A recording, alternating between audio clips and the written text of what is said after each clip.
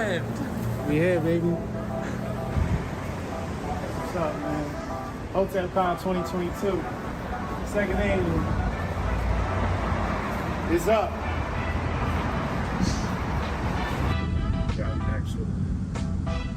Who's going to court? Hotep. Where's she at? Did you tell her to come to passenger pickup?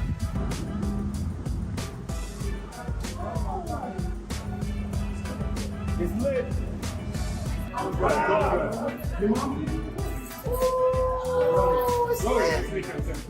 Kim, it's Hotep Jesus. We'll be back. Yeah, we were just talking about that today. Got the balloons.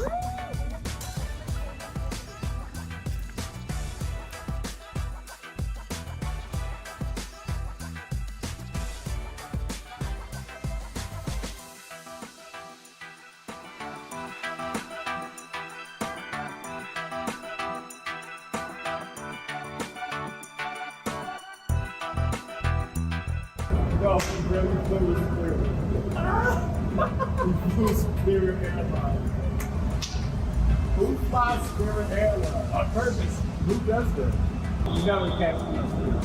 I seen it and I was like, Yo, I ain't never flying Frontier again.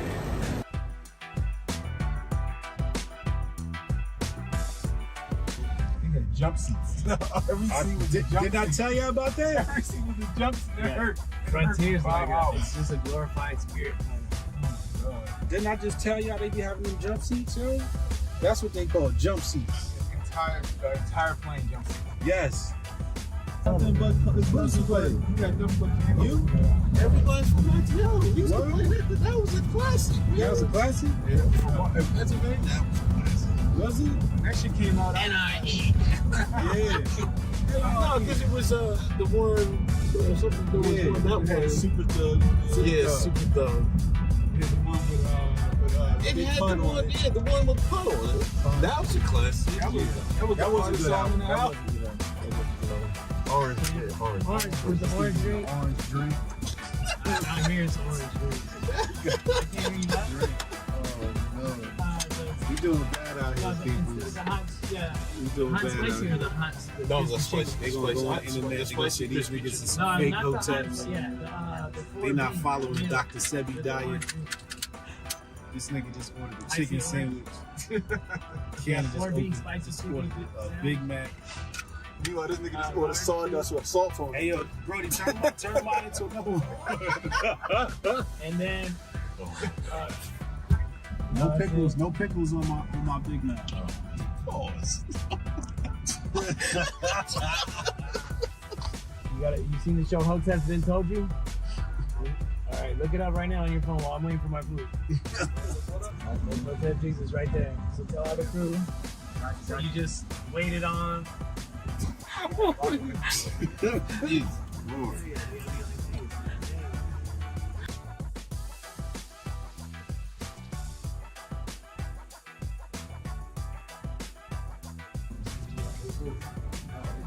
You guys can use these for Hotep Been Told You, or we could do this high tops like we did. Oh baby, it's so lit. It's so lit. We got our wonderful Lady Hotep here. Trish. This is just such a wonderful guy. Exactly. Shit looking professional.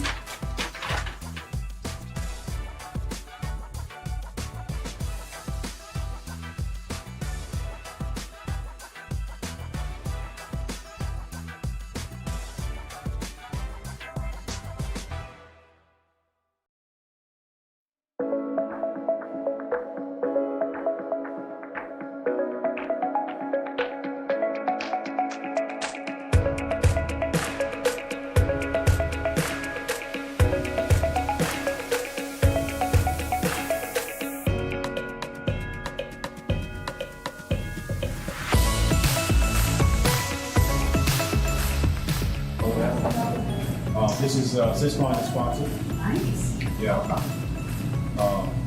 He brought the advantage of it, so I'm gonna.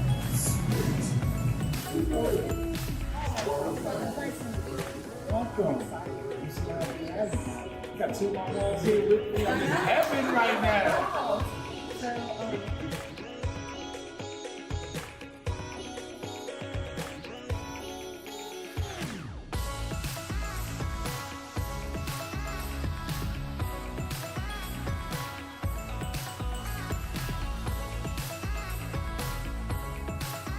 Move that table over to the left a little bit. Okay. This is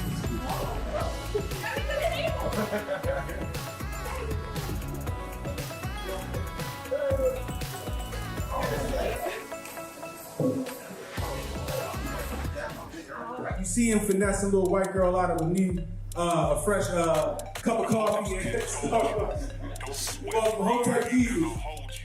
And y'all know him, y'all love him. The Paul purveyor himself. Uncle Hotep, get your ass out here. Thank you, King. Everybody, clap for King Hotep.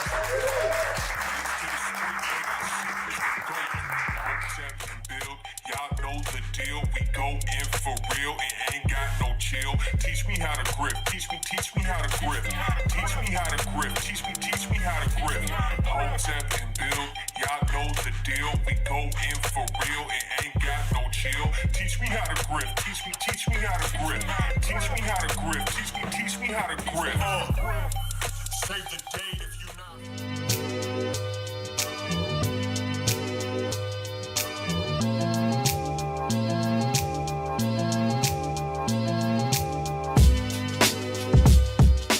What I heard, and what is probably true, it was invented in Tijuana, Mexico, in a restaurant called Caesar. So I always pay homage to the people that invent something in somewhere, and I like to bring some limes in because that's more Mexican than lemons. But so we're gonna mix them both to make some perfect Caesar dressing.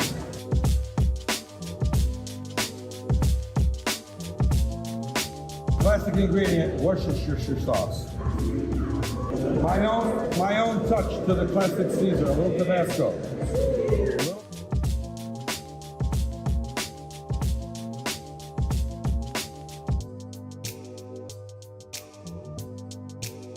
I like to say that it is an absolute blessing to be in the presence of people and have you guys with me tonight. And a female God can make something like that happen.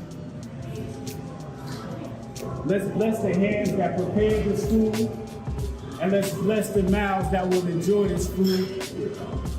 In Mother God's name, amen. Amen, woman, right?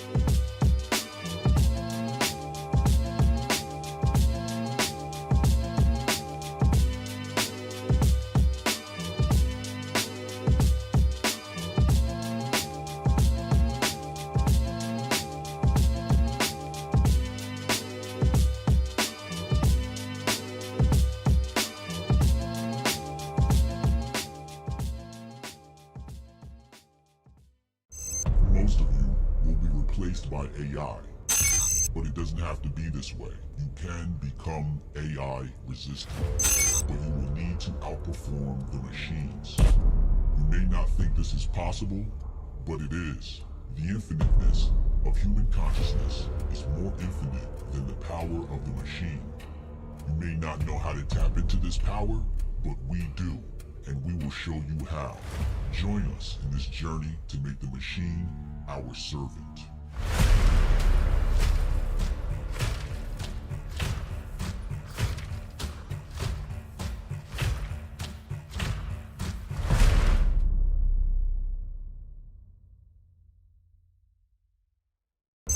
Most of you will be replaced by AI, but it doesn't have to be this way. You can become AI resistant, but you will need to outperform the machines.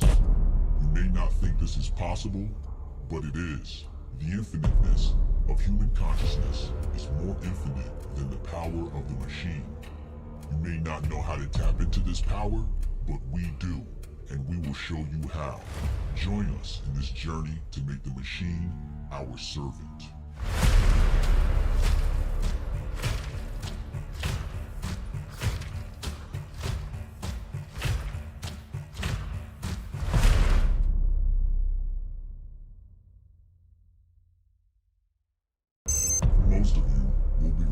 by AI. But it doesn't have to be this way. You can become AI resistant, but you will need to outperform the machines. You may not think this is possible, but it is. The infiniteness of human consciousness is more infinite than the power of the machine. You may not know how to tap into this power, but we do, and we will show you how. Join us in this journey to make the machine our servant.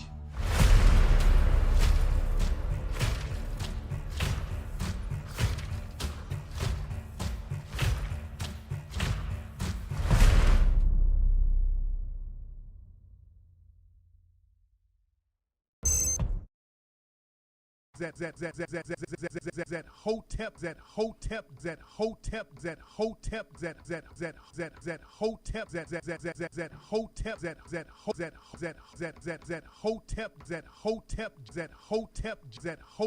Jesus that Hotep Jesus that Hotep Jesus that Hotep Jesus that Hotep Jesus dude. Hotep Jesus? I love that guy. He's terrific. Hotep, you're a genius. HotepJesus.com. That Hotep Jesus dude. Hotep Jesus? I love that guy. He's terrific. Hotep, you're a genius. HotepJesus.com.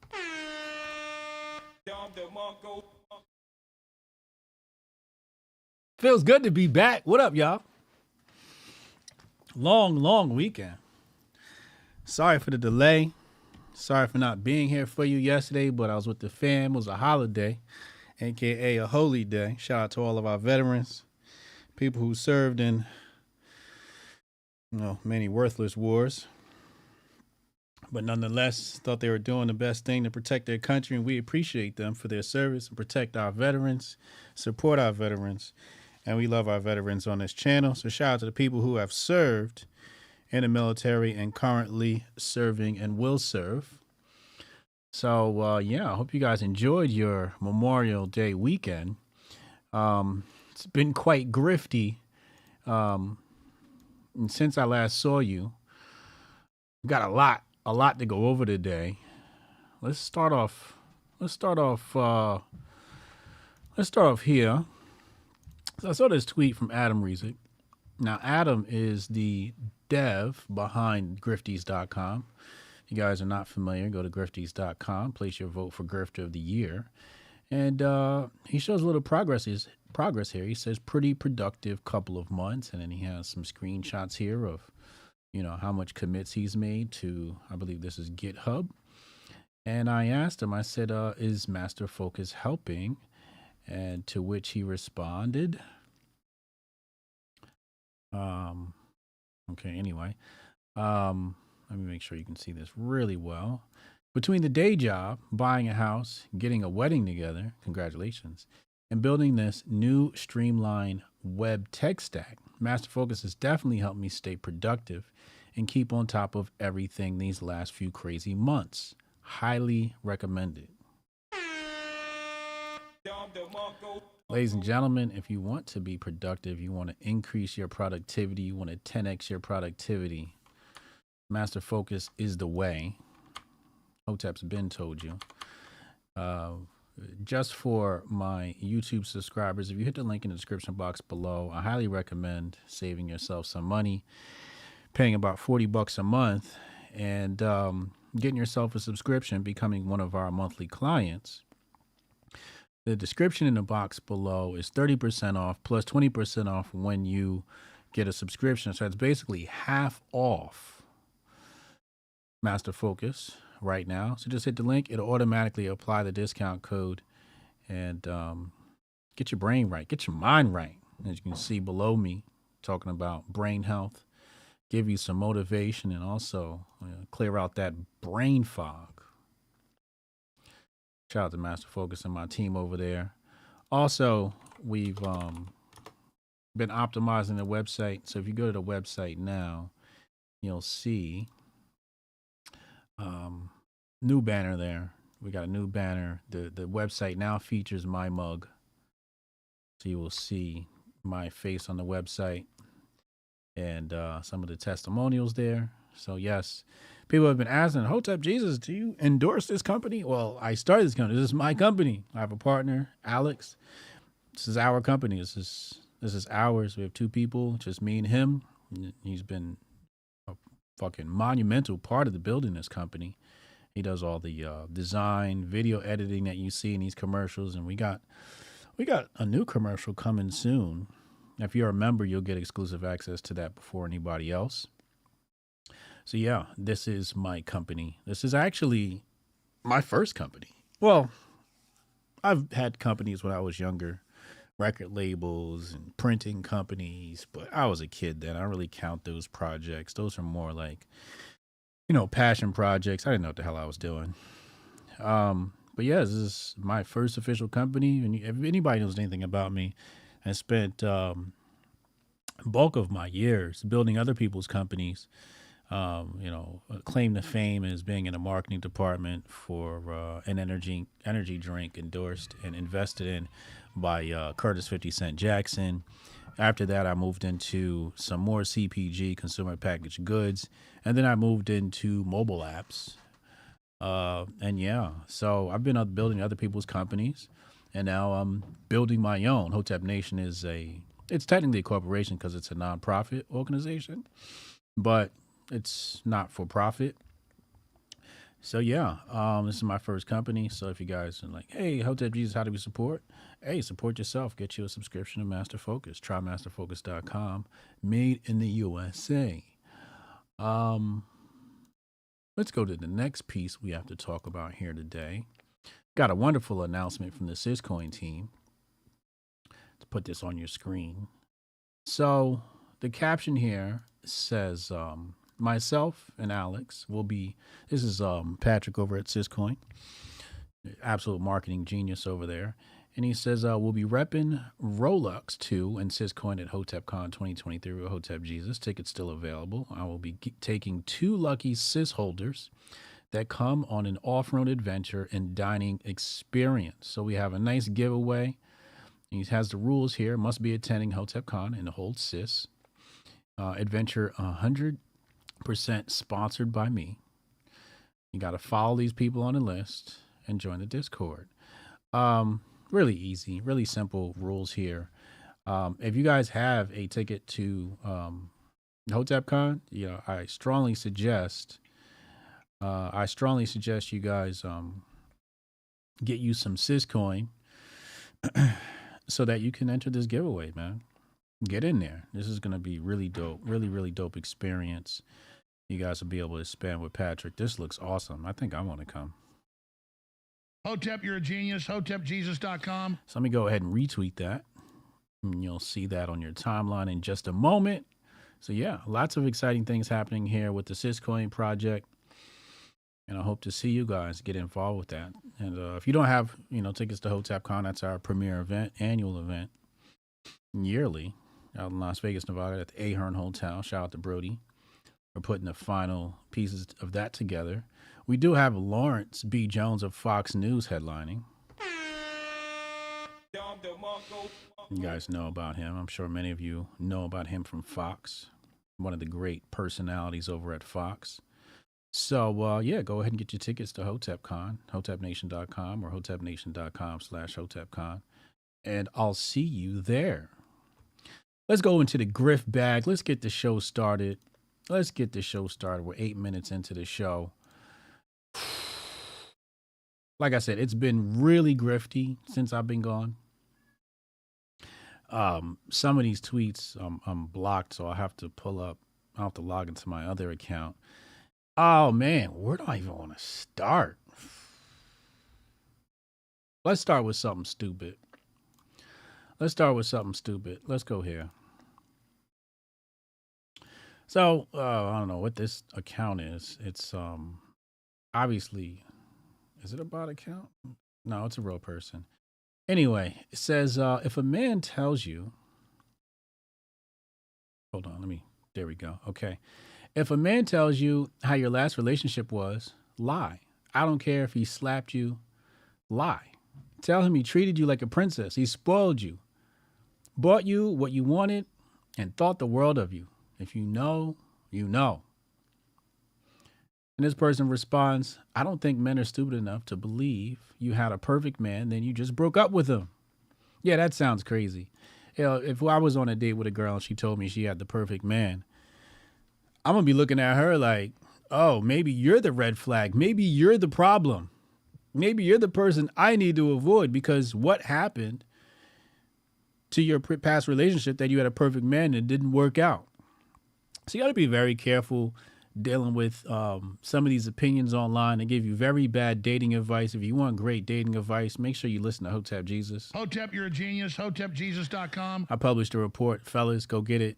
The Unbreakable Rules of Masculinity. Wonderful document I wrote. And I told myself I wasn't going to write it until I figured out how to have a successful relationship with a woman and, you know, how to deal with that. So I had to wait until I was in my 40s to write this book. I've been wanting to write this book since I was like 20, 30 something. But I was like, I just don't have enough experience and I don't want to be out here LARPing and give people bad advice. But I think it's a great document. Fellas, you should go out and get it. But yeah, ladies, don't lie.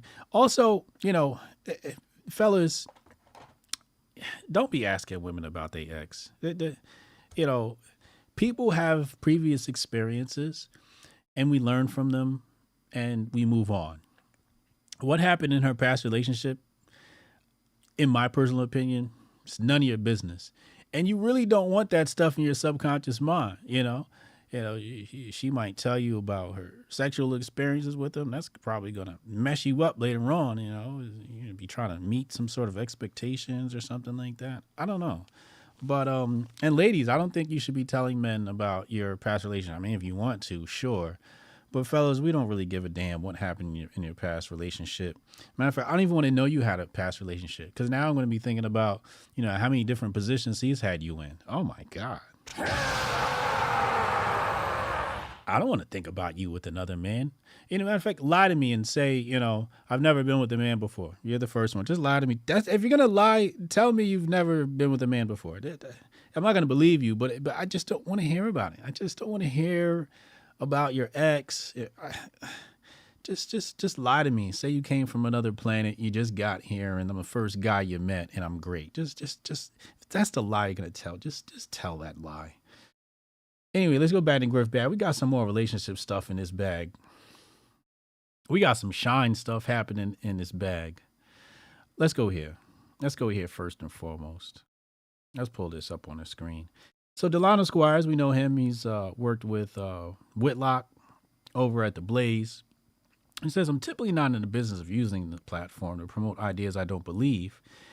If you are sending the message below as a form of satire, then I guess we leverage social media for different purposes. So this is a tweet here from Rollo Tomassi. Now, keep in mind, Rollo Tomassi did do the cover for my book, The Unbreakable Rules of Masculinity. And he says here, first it says here, Pron did more for marriages than counseling ever did. And Rollo Tomassi says, Pron has been more successful at prolonging marriages than marriage counseling ever will.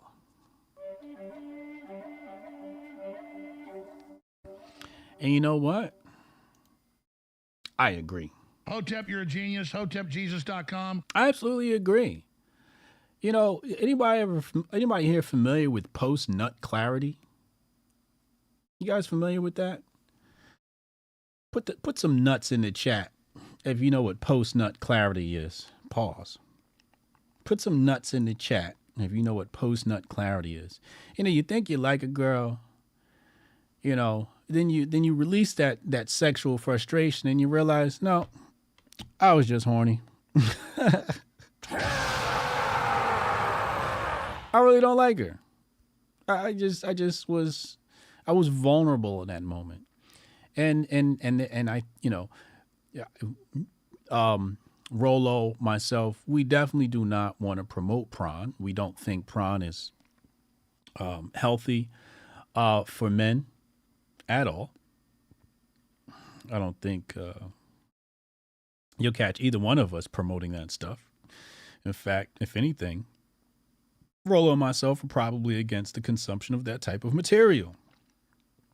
But what he's saying here is objectively true.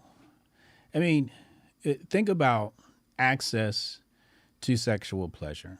Okay? When you talk about access to sexual pleasure, it's a few button presses away on your phone, iPad, computer, however, you decide to consume this material. Although you'll probably get viruses on your computer if you try to do that. So, be careful if you're one of those guys. But he's not promoting Pron in this. He's actually just stating the truth.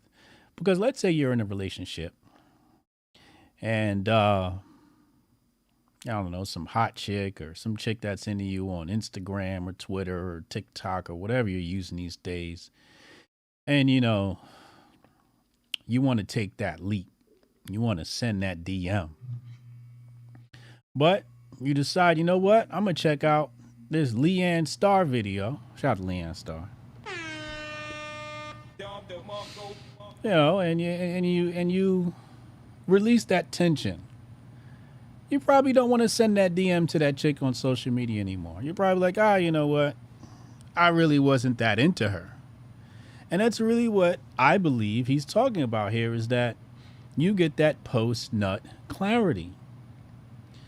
And fellas, I highly suggest, before you do anything risky,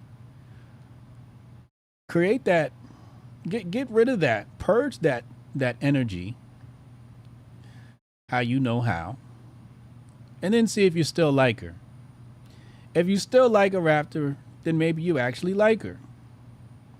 But if you're thinking with your second head, then you probably don't like her, and post-nut clarity will save your relationship. So I totally agree here with Rollo. And I think Delano, I think he missed a mark on this one. Maybe he didn't look into this more. A lot of these guys are also Christian, Christian conservatives. So Christian conservatives, like, what's his name? MAGA rap guy. Why am I drawing a blank on his name? Bryson. I'm sorry. Bryson Gray. I'm bugging today. Long weekend. I'm sorry. Bryson Gray, he definitely does not promote Pron and doesn't believe in indulging in that material. But, again, I don't think Rollo was promoting it. He was just telling a factual truth. And even the strip club would corroborate. The strip club has saved many marriages. You go to the strip club, you talk to the stripper, I believe that exotic dancers are probably better counselors than some of these people. And, the sad part is, these marriage counselors, I've spoken to people who have gone to marriage counselors either during a divorce, separation, or prior to, and they usually say it sucks. You walk into these meetings and they just take the woman's side the whole time, and the guy is the bad guy no matter what, even if she's produced some sort of infidelity, and they always take the woman's side of things. So, from the little bit of anecdotal evidence that I have, I would err on the side of, not going to a marriage counselor. I personally would not go to a marriage counselor. I just feel like, everything in my life is under my control, and I have a high social IQ, and I know some people don't have a high social IQ, so I don't need no marriage counselor being in my business, taking my money. And really, like, is it in the marriage counselor's best interest to actually solve your problems? Because let's say you have a meeting with them and they solve it within the first meeting, they make less money. It's in their best interest to keep you coming back. So yeah, I'm not for, and I'm not just saying, you should take that. That might be bad advice. Maybe some of you do need to go to a marriage counselor. Maybe there is a really good marriage counselor out there. So I would take that advice with a grain of salt. But as for me and my friends, I must say no. All right, let's go back in the grift bag. We got some more ridiculousness before we get into some of the seriousness. Let's go here since it's on my screen. So this person here says, we're in a shine segment of news. Can my African-American friends let me know if this is common for a family reunion? Hub's side is throwing it, and I've never been I've never been to one before, so I don't know. But he's genuinely confused because it's literally at a park near to where we live. He says they never did no ish like this before. And it has here family reunion 2023. And the pricing here is adult $75, senior $60, kids $50, and kids 2 and under are free. So let me tell you, from my experience, I just paid $100 a head for my family reunion. Now, it's a 3-day thing. It's not just a 1-day thing in the park. Although we've had those and I paid for that as well. But it's $100 a head. We're not paying $75. It's $100 a head. And that's usually roundabout what the fee is every year. And along with that, we usually get a T-shirt and some food, and it covers, some expenses. But when you're dealing with a family reunion, usually there's a board. At least with my family reunion, there's a board, and they have meetings every so often, every 2 weeks or something like that. And I'm not on the board. I've never been on the board. I have little to no interest of being on the board until I'm needed. Although I would like to, once I reach my financial goals, I would like to just pay for it all, and it would just be free for everybody. So I would like to sponsor the event at some point to make it, more affordable for more people to come. Because sometimes I have family members who frankly just can't afford it. But the fact that there are people taking time out of their day to organize this stuff, I think they should be compensated if they are. And in my family unit, I don't think they're taking money for their personal benefit. Now, maybe, this family's different, whatever. But if they're taking time to organize things, they should be compensated for their time. I have no problem with that. But let's say they're not compensated for the time. I know that, our funds go into basically a pot, a fund, et cetera, so the family can make things happen. But I think what they're missing here is, and we've said this in the past, this is where I got called a Hotep, we're talking about the black community and the poverty rates. It's because we just don't understand group economics. And some people have criticized the Jewish community, for being all about the Benjamins, et cetera, but I'm like, these people, Arab people, Muslim community, Asian community, Indian community, all of these communities, Hispanic community, African community, Jamaican community, all of these communities understand group economics.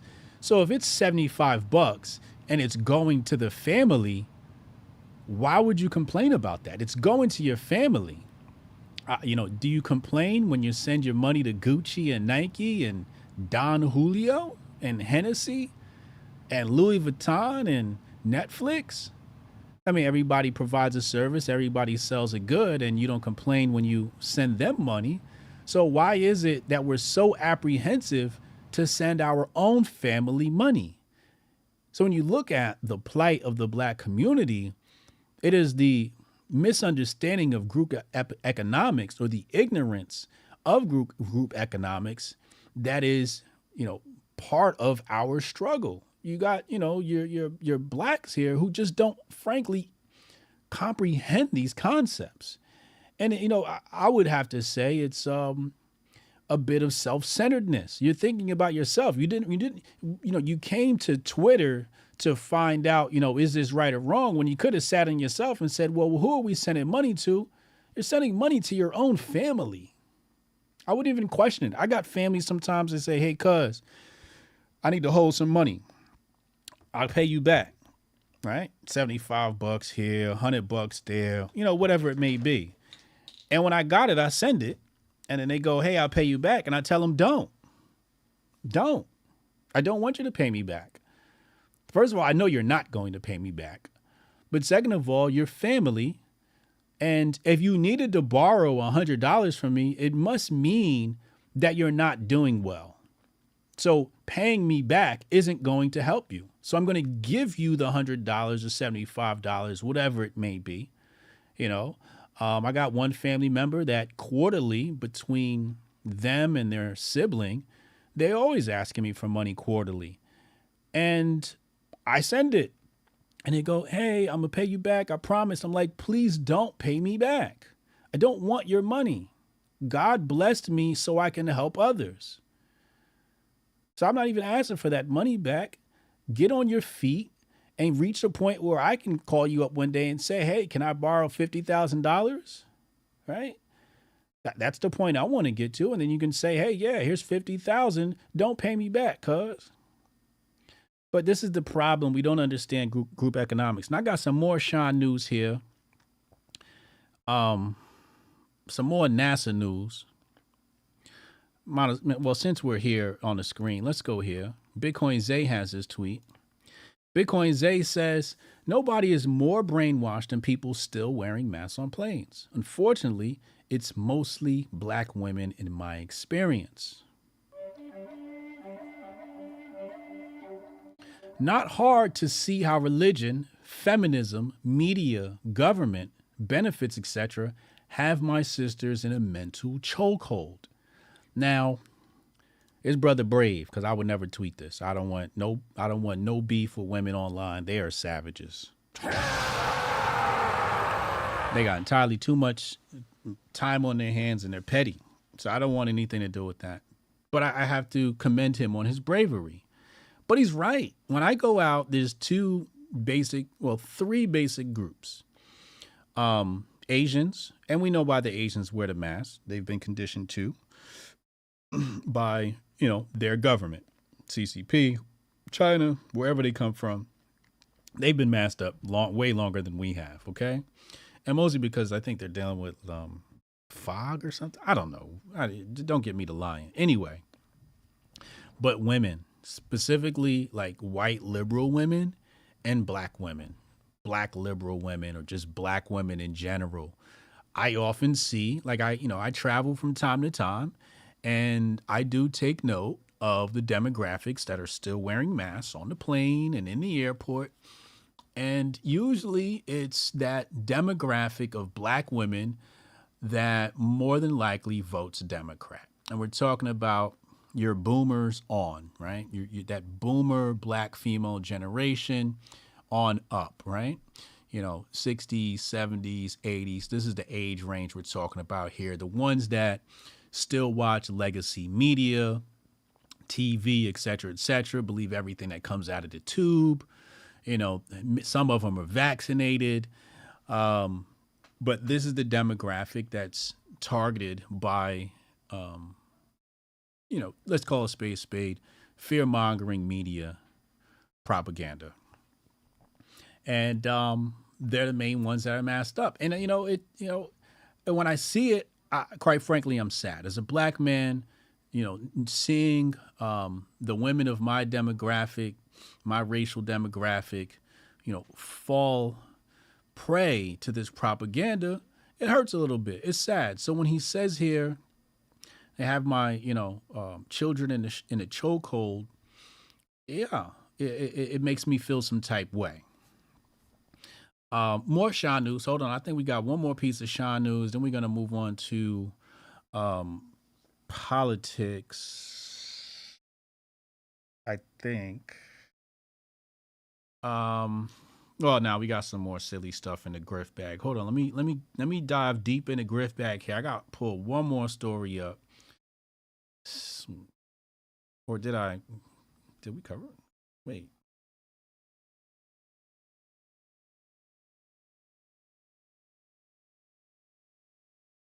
Here it is. Uncle Hotep commented on this earlier. All right, let's pull this up on your screen. And the correlation between home ownership and barbecuing on holidays is right there, y'all. This is from Aisha Irene, black woman based in LA. She's a DJ. She's entertainment industry, and she's in LA. So, she's facing that liberal politics, Democrat, probably. She's probably a Biden person. And this sister I follow here, more of the Hotep brand of black sisters, says the new blacks are acting brand new again. Now, for my Caucasian audience watching, I know you guys don't know much about black culture, but in black Twitter, we have this term called new blacks. That's these new blacks. Many of them were raised in the suburbs, and they're they skew liberal. They probably hate Trump, vote for Biden. They ain't got much common sense at all. But they always find a new way to struggle. They always find a new way to complain about capitalism. And basically what she's saying is here, if you're barbecuing, it's happening at somebody's house. So, I guess if you don't have a house, you can't barbecue, or you're oppressed or something like that. I don't know. These people just find new ways to just be struggling. But, the fact of the matter is, when Memorial Day weekend comes around, black folks going to find a barbecue. And sometimes it can happen at a park. It doesn't always have to happen at somebody's house, but sometimes it does happen at somebody's house. But there are black people who participate in home ownership, and usually we go to their house. As a matter of fact, you'll often see, black people tweet and they say, "Oh, where's the kickback at? Who got a plate for me?"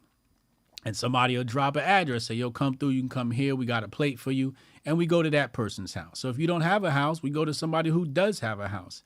But now all of a sudden we're mad at black people who have home ownership. Like, just save your money and buy a house. Like, it's definitely possible. If you don't like it, there's plenty of apartment complexes where you can have a cookout. I've been in apartment complexes before and had cookouts at apartment complexes, condominium complexes, rental spaces. Sometimes we'll run out of space. This idea that barbecuing over Memorial Day weekend is only for the elite. Did we see Florida this weekend? We know how Miami gets when the Nazis show up in Miami and destroy Miami. We know how that looks. I do not go to Miami Memorial Day weekend. First of all, I'm not young enough for that. Second of all, I need my peace of mind. Third, it's just way too crowded. Fourth, the crime just spikes during that time period. It's just, people don't know how to act, mostly because it's just young kids wilding out, college age, et cetera, et cetera. And I don't think it's necessarily a race thing. I definitely believe it's more of an age thing, because when the white boys party, they be wilding too. If we look at, I'll give you another example. After a football game in the UK, white folks be wilding. They be fighting. They come out the pub drunk. They tear the streets up. They set cars on fire. You guys ever seen that stuff overseas after a football game? Oh my God. Ireland, England, So it's not a race thing. It's a demographic thing, based upon different aspects, et cetera, et cetera. So we got to be careful. We got to be careful with some of that. Let's go into some more goofy news. I forgot about this Dinesh D'Souza tweet that we got to talk about. 2:30. Okay, so we're making good time. I'll be on InfoWars tomorrow too, so I have to leave early. Tomorrow I have to be ready for that at 4 p.m. So, where's this Dinesh D'Souza tweet? I think it's, here it is. Let's pull this up. Matter of fact, I have to log on to my other account because this guy has me blocked. Not Dinesh, this other guy that he responded to. So let me pull this up. All right, here we go. So Bruce Bartlett, he has me blocked. I don't think if I had to take a guess, I don't think he blocked me directly. I think he's probably a leftist, and I'm on a block list, and he probably just uploaded a block list, and I'm on the block list. But anyway, because I don't remember having any interaction with him, but maybe I did, maybe I didn't. Anyway, so it says here, the most important truth in American politics that no one ever talks about: half the population has an IQ below the median, and the GOP represents them. Over the past generation, the parties have sorted themselves according to intelligence as well as other ways. Now, let's tackle this before we get to Dinesh D'Souza's tweet. First of all, I believe the IQ test is partly bullshit. You know, some of the highest IQ people I run circles around in conversation and debates, et cetera, people who probably have a higher IQ than me, frankly, to me, they're still just dumb as shit. And anybody knows anything about the IQ test, it's basically pattern recognition and math, right? So if you're not good at math, you're not going to get, you know, a Mensa type membership score. So, you know, you got to have a pretty good understanding of math. But you know, pattern recognition is another part of this thing here. But, you know, it's to say that these are the only ways you can, measure intelligence when there's several different types of intelligence. You know, you have some people who have a high IQ and they can become Mensa members, but their social IQ is just in the gutter, right? Now, you know, him breaking down this stuff and saying that the GOP represents them, I'm like, I don't know if you can say the GOP has a lower IQ than the DNC. Because we're talking about, when you mention GOP, we're talking about now Congress, right? So, you know, are we going to have a test? I mean, are we going to pull out an IQ test for the GOP? I think we should do this. I think the GOP, I think Republicans in the House and Senate, Democrats in the House and Senate, and independents too, libertarians, etc., they should all take the IQ test, and we should see. I want to see what it looks like. I think the GOP would win, mostly because, I think AOC is probably going to bring down your score.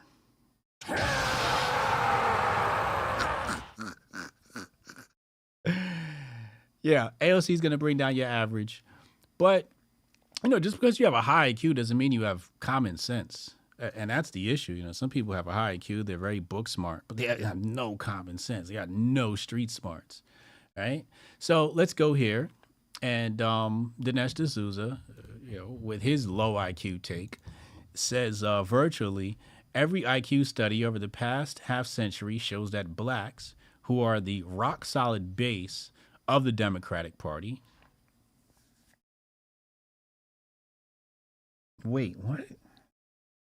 How are we the rock solid base of the Democratic? First of all, there's no way black people can be the rock solid base of the Democratic Party because we're just outnumbered by whites that report. White people run this country. This is a white man's country. So there are going to be way more white people that vote for Democrats than black people just because of pure numbers. And factor in that, less than half of black people actually vote at all. I being one of those people that don't vote. I'm going to try and do better this year, and maybe I'll vote. I don't know. I haven't made up my mind yet, but I don't vote mostly because my philosophy on voting is you should be educated on the people that are running, the prospects, what they stand for, and the issues. And even in my local elections, I'm one of those, people who, quite frankly, I couldn't tell you who my senator was. And that's terrible. That's terrible. I have to do better. I should know who my senators are. I should know who represents us in the House of Representatives. I should know the issues that are happening here. And I want to get around to caring about that stuff at some point. But frankly, I don't, mostly because I'll be leaving the state in the near future, and maybe I'll be in DeSantis' state or, Abbott's state. I don't know where I'm gonna be, but I'll be leaving the state anyway. So, yeah.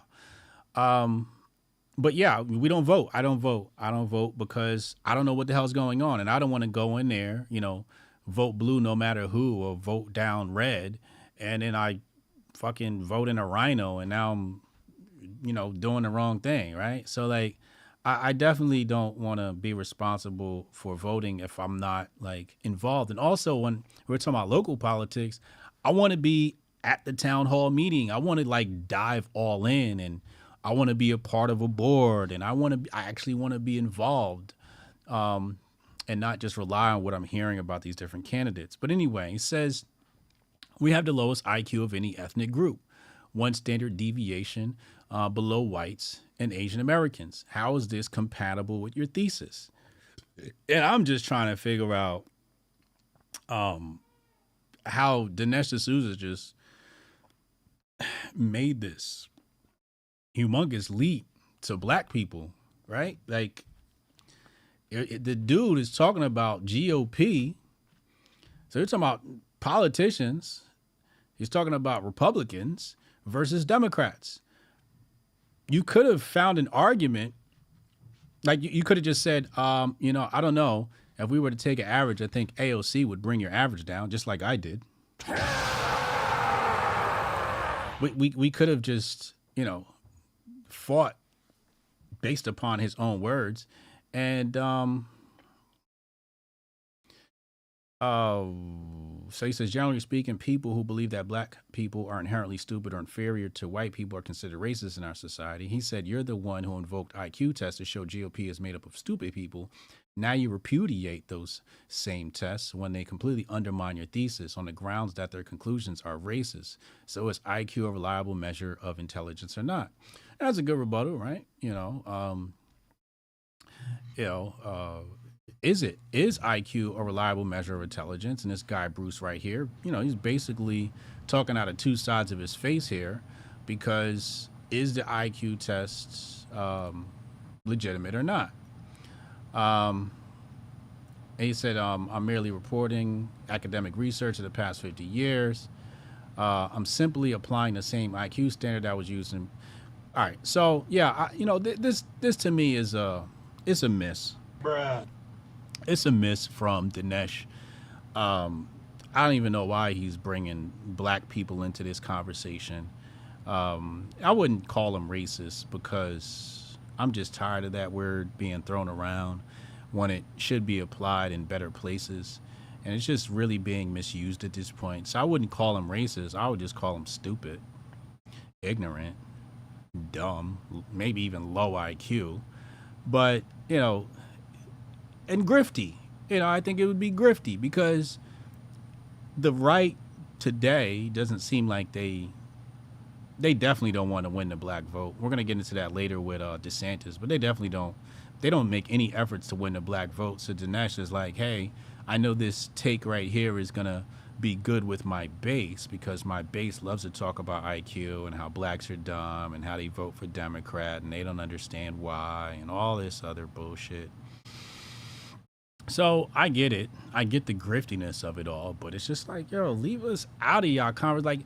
Like we're, black people are like, we're like the ping pong ball that they're just playing the game with, and they just smacking us over the net and just smacking us back this way, smacking us back that way. And we're just like, leave us alone, bro. This is your fight. This ain't got nothing to do with us, man. Like, stop. Like, absolutely tasteless. I think it's tasteless too. But, if I had to take a guess, I think that I would definitely, I would venture to say that if you take AOC out, I think based upon the IQ test, I think leftists probably do have a higher IQ. And that's based upon they're just way more book smart. I mean, when you think about the left, you got to factor in, corporations like Google and Facebook, and all these people are like super high IQ people, all these devs and whatnot, super high IQ people. Dumb as shit, high IQ. Dumb as shit, high IQ. No street smarts, high IQ. No common sense, high IQ. And many of them probably are far more educated. They spend more time in university, which is why they end up coming out being socialists and Marxists and have these ridiculous opinions. But again, that is to be taken with a grain of salt, because how do I know? But if you look at the massive power that the left has, it shows that they probably have a higher IQ, because they were able to amass such power. So we might as well just get into the DeSantis thing right now and not beat around the bush, because we can easily segue from this conversation into, what he said about the First Step Act. So let's go ahead and play that clip. So I responded, I said, DeSantis says he does not want the black vote. Trump by a landslide. And I was excoriated for this, but listen to what he has to say. Under the Trump administration, he enacted a bill, basically a jailbreak bill. It's called the First Step Act. It has allowed dangerous people out of prison who have now reoffended and really, really hurt a number of people. So one of the things I would want to do as president is go to Congress and seek the repeal of the First Step Act. If you are in jail, you should serve your time. And the idea that they're releasing people who have not been rehabilitated early so that they can prey on people in our society is a huge, huge mistake. Under the... Oh man, there's so many layers here. Well, first of all, obviously, and we're not going to get into the whole, hey, DeSantis, he said yay, and then on the final version, nay, and, what is this First Step Act about? Because apparently the First Step Act is about non-violent offenses. But obviously this is about just a direct attack on Trump. Secondly, this is about, and we've talked about this plenty of times, people have been sharing these videos of, white people getting attacked by black people, and 13 and 50 is a common theme amongst the far right, et cetera, et cetera. So, and also we have the things happening like in California and whatnot. People are looting and they're not going to jail for it, et cetera, et cetera. And so there's that whole thing where the right is very leery of, people reoffending, right? But I think the First Step Act is probably more net good than net negative. And so let's talk about why I was excoriated. So many people under my tweet were basically saying things like, oh, you're trying to say that all black people are criminals and, all black people, care about, criminal justice reform and that they're one issue voters. And that's not true. That's not exactly what I'm saying. What I'm saying is that, or actually what you've been saying, right-wing conservatives, if we can even call you conservatives, maybe we should call you conservatives because you're a bunch of con artists. You've said in your own rhetoric, Crime Bill Joe. Look at how many black people Joe locked up. You've even admitted, look at how many people Kamala Harris locked up. Look at how many people the Clinton crime bill locked up. Mass incarceration. Now, am I the only one that still knows that black men have been incarcerated at a higher rate than any other race in America, and that the jails are full of black men despite being only 12% of the population? Am I the only one that knows this? So, yes, the First Step Act affects black people way more than it affects any other race. So people have said, well, it has to do with white people too. Well, duh. But that's not what white people are talking about. That's not one of the issues for white people in America. The far left are worried about Drag Queen Story Hour and the Bud Lights, right? That's one of their biggest issues. Their biggest issues are, feminism and female rights and equal pay. This is what the far left is talking about. The far left is also concerned with gun control, and the right is mostly concerned with, freedom a two-way. They're worried about freedom of speech, freedom of religion. These are some of the things that the right is concerned with. But it is no mystery that the left has campaigned to the black community on criminal justice reform. I mean, they had the whole thing about defund the police.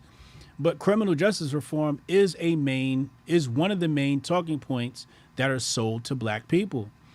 And then some people have rebutted and said, well, black people asked for the crime bill, back in the day. And I was a kid then, so I can't really speak to that. Maybe it's true, maybe it's not.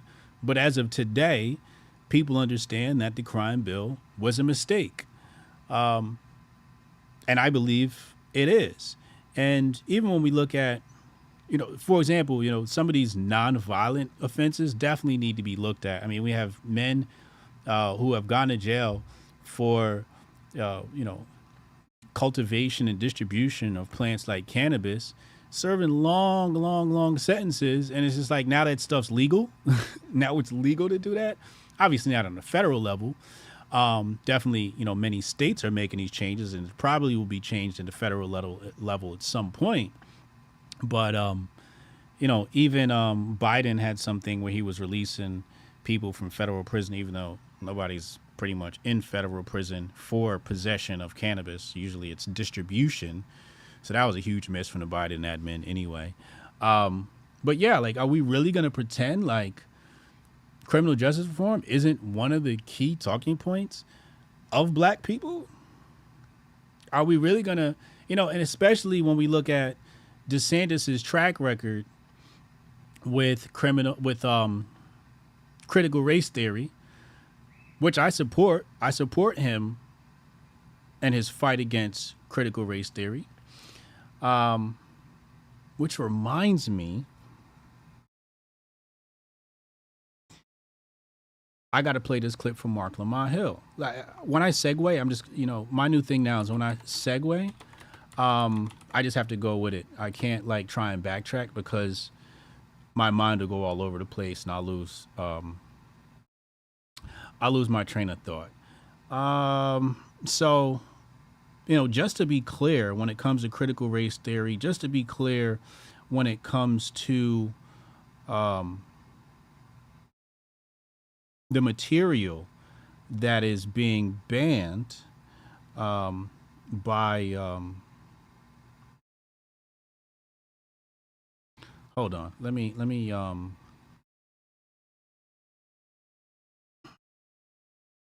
so there's a okay, Mark Lamont Hill GOP. Let's see if this pops up.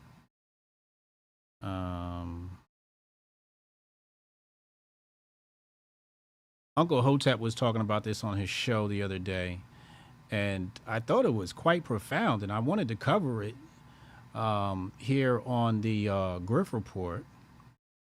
I think, frankly, I think it's very, very important to cover it.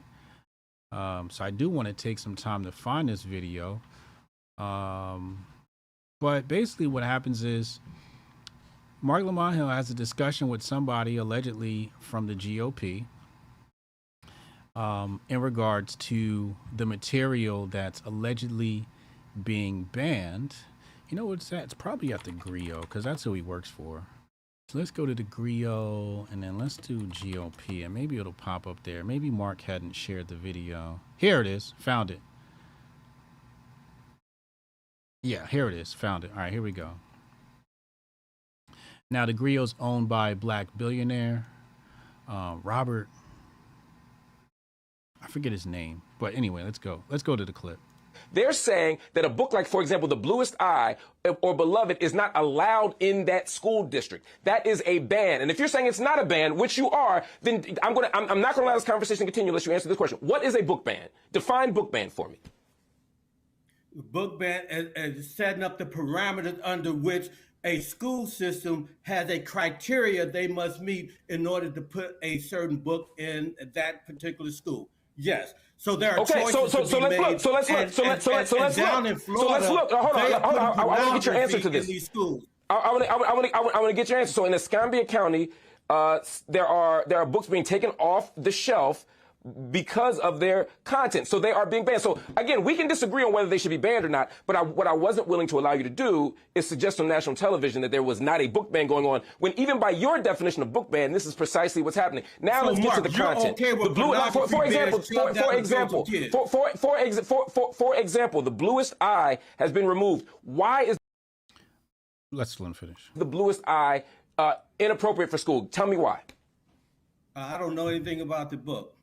So obviously, like, I don't know anything about these books either, and this guy doesn't know anything about the books, but I'm going to do exactly what Uncle Hotep did the other day. The Bluest Eye. It's by Tommy Morrison. And frankly, I don't want my kids reading anything by Tommy Morrison. But let's take a look here at what this book is about and see, would Hotep Jesus ban his children or his school from reading this material or possessing this material? Let's go right here. So the Bluest Eye. So it's about a young African American girl named Pecola. All right. Daughter of foster parents, And it says right here, the book's controversial topics of racism, incest, and child molestation have been numerous attempts to have them banned. Now, as a father, I'm going to go ahead and say we got to ban this book. Hotep, you're a genius. HotepJesus.com. Why do we have our children reading books about incest and child molestation? Now, you got to understand, it's a novel, so it's going to be graphic. She has to describe these acts as they happen. Okay? Let's go to the next one. Okay, so let me ask you another one. The Nowhere Girls. Why? The Nowhere Girls. Okay. Let's look that one up.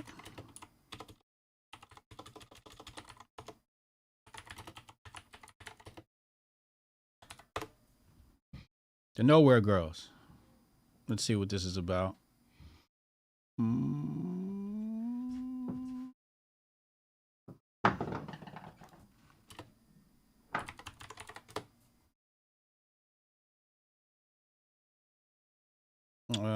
Hold on.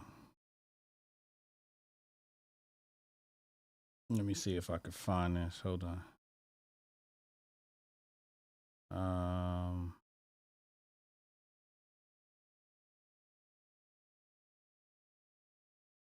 Right here. The Nowhere Girls. Rosina is a queer punk girl in a conservative Mexican family. Again, trying to install. And it says right here, gang rape.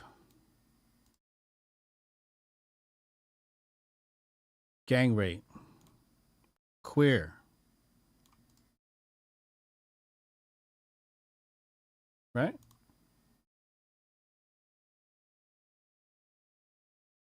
Boycotting sex.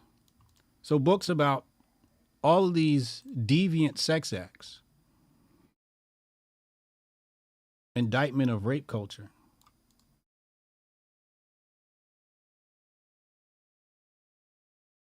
Let's go to the next book. Why is that okay to be kicked out of schools? Don't know about that one either. I don't know where these books. I'll give you one more. Lucky by Alice Sebold. Do you know? Lucky by Alice Sebold.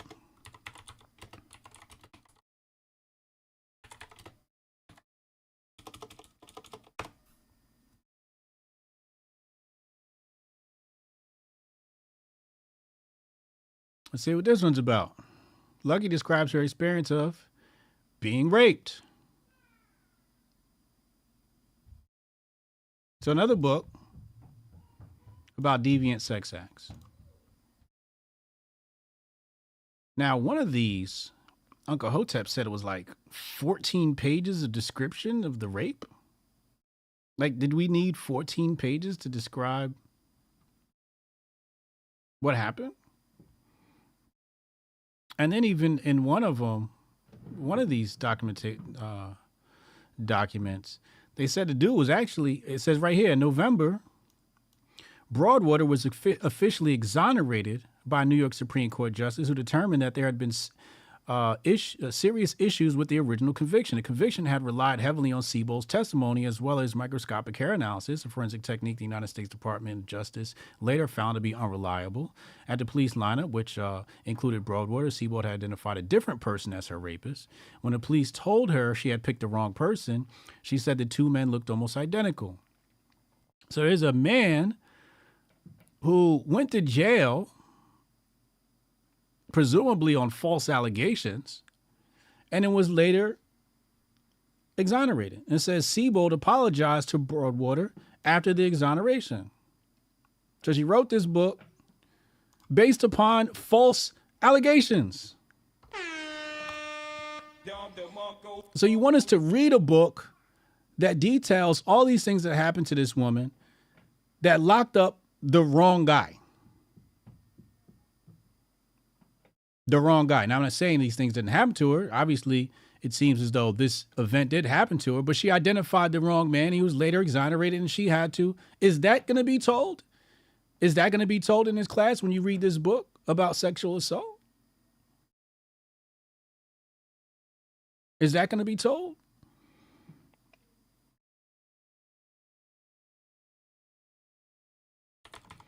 Hold on. Let me see something.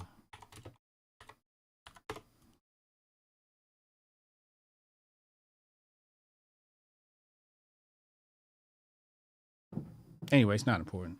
But one of these books that we just mentioned, there was... You know about that one? Nope. Okay, so 3 of the primary books being banned that you said were... Primary books. You said... let me back up. You said that books are being banned for pornography, that the books are being banned because they're pornographic. They're obviously partly pornographic if you have to describe what happened.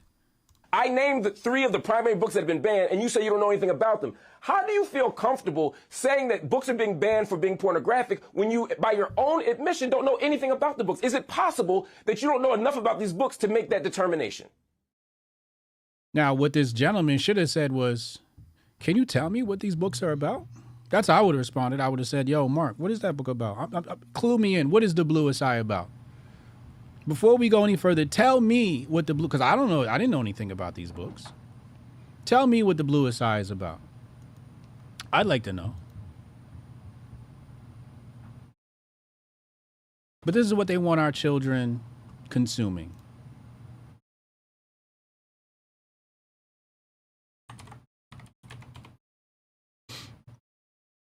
I'll have none of it. I'll have none of it. I don't want my children near any of these books.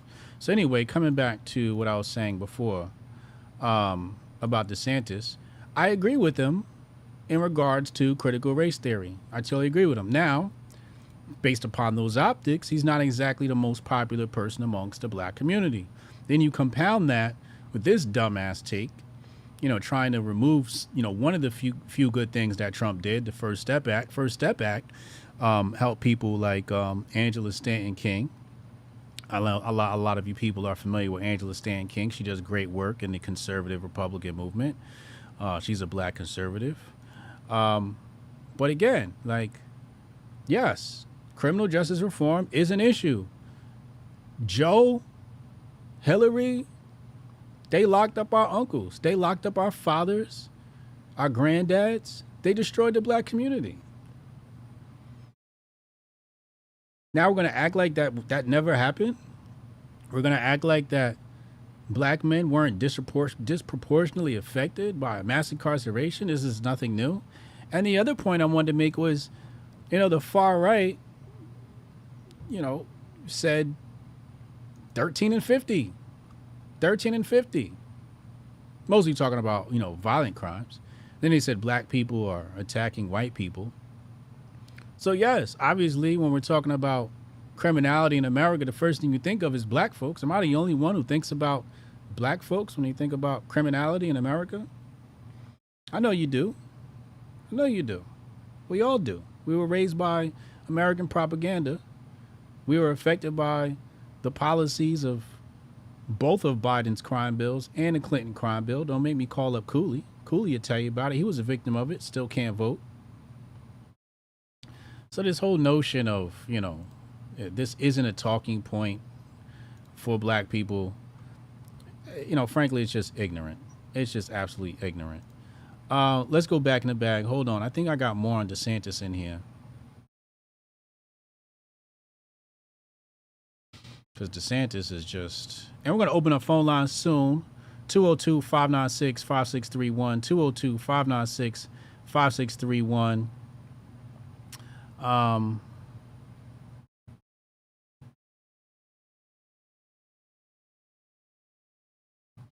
Yeah, I don't know if I want to cover that. We got RFK. Let's go to RFK first. An edited clip came out today that said RFK the war in Ukraine. Supported the war in Ukraine. Comic Dave Smith has since given us the full version. So let's take a listen. I want to talk about the war in Ukraine. And we need to have a national conversation about this war. We need to have a mature conversation that allows for nuance and that allows for complexity, and we need to do it respectfully.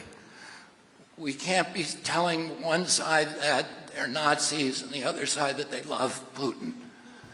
Everybody in this country loves our country. And we have to respect differences of opinion, and we have to respect the people's capacity to ask questions. And, you know, some of the issues that we need to talk about is, number one, is this war in the U.S. national interest? We just need to isolate that question. Is it in the U.S. national interest? And there are, you know, some of the leading pangerums of most respected people of our national diplomats, let's say Henry Kissinger, Jack Matlock, Larry Wilkinson, who's, you know, Colin Powell's chief of staff. They all have said definitively, if you just want to ask, is it in our national interest? It is not. It is not in America's national interest to push Russia closer to China. That is a cataclysm. I agree with that. Number two, it's not in our national interest to do something that could involve us in a nuclear exchange with a country that has more nuclear weapons than us. It's a good take. Now, having said that, I want to say that we are in the Ukraine for all the right reasons. We are there. Yeah, so people, you know, talking about his voice, he has some, I don't know if we call it a disease, some sort of ailment that's in his throat that, you know, causes him to speak like that. Because we are a good people. And, you know, Abraham Lincoln said America is a great nation because we're a good nation. And we continue to be a good people.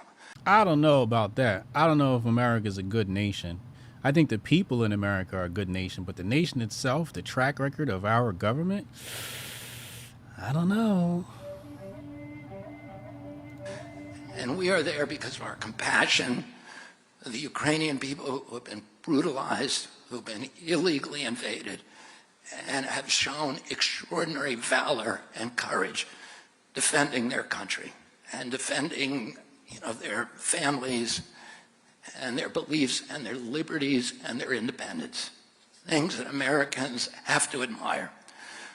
My own son, Connor, I'm very, very proud that Connor joined the Foreign Legion and fought in the Ukraine and during the Kharkiv offensive as a machine gunner for a special forces group.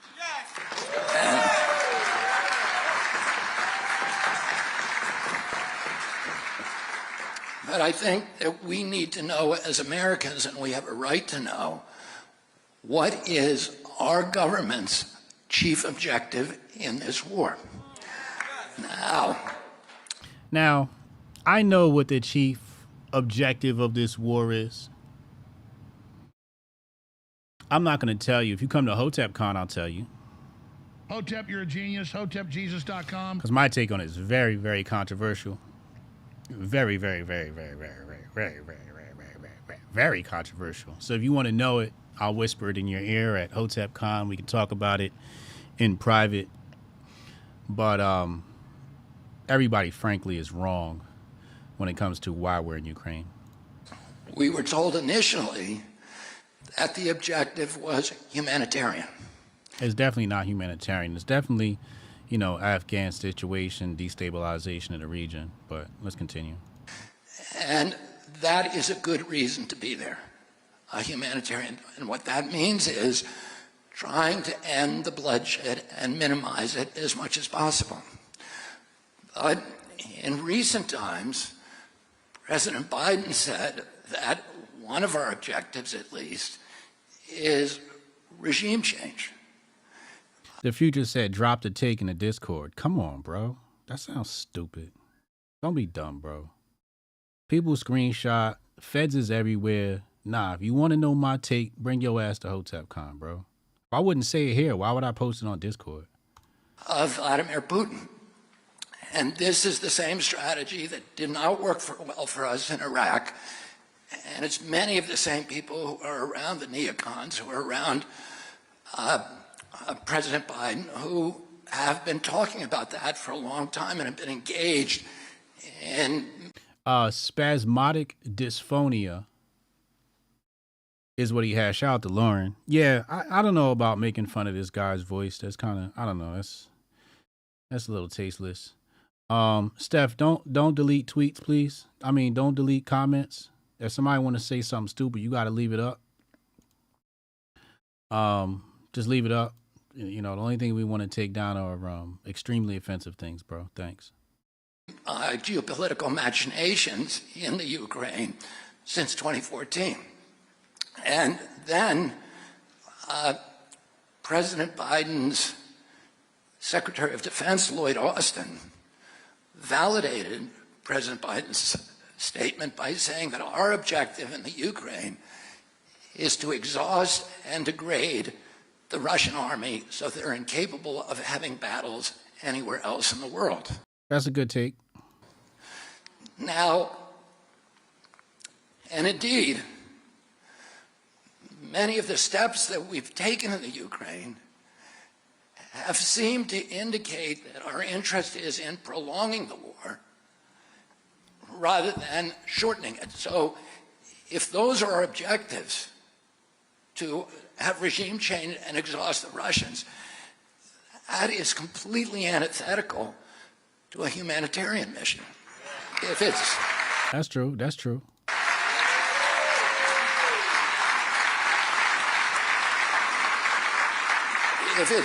If we're there for a humanitarian mission, it means to reduce bloodshed and bring an end to the war quickly.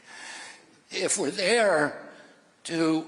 Yeah, I don't think he's hard to listen to. I can totally listen to him. There's nothing wrong here. Exhaust the Russians or regime change, then doesn't it mean that the Ukraine is just a pawn in a geopolitical battle between two great superpowers, and that our strategy is to put the flower of Ukrainian youth into an abattoir of death in order to exhaust Russia?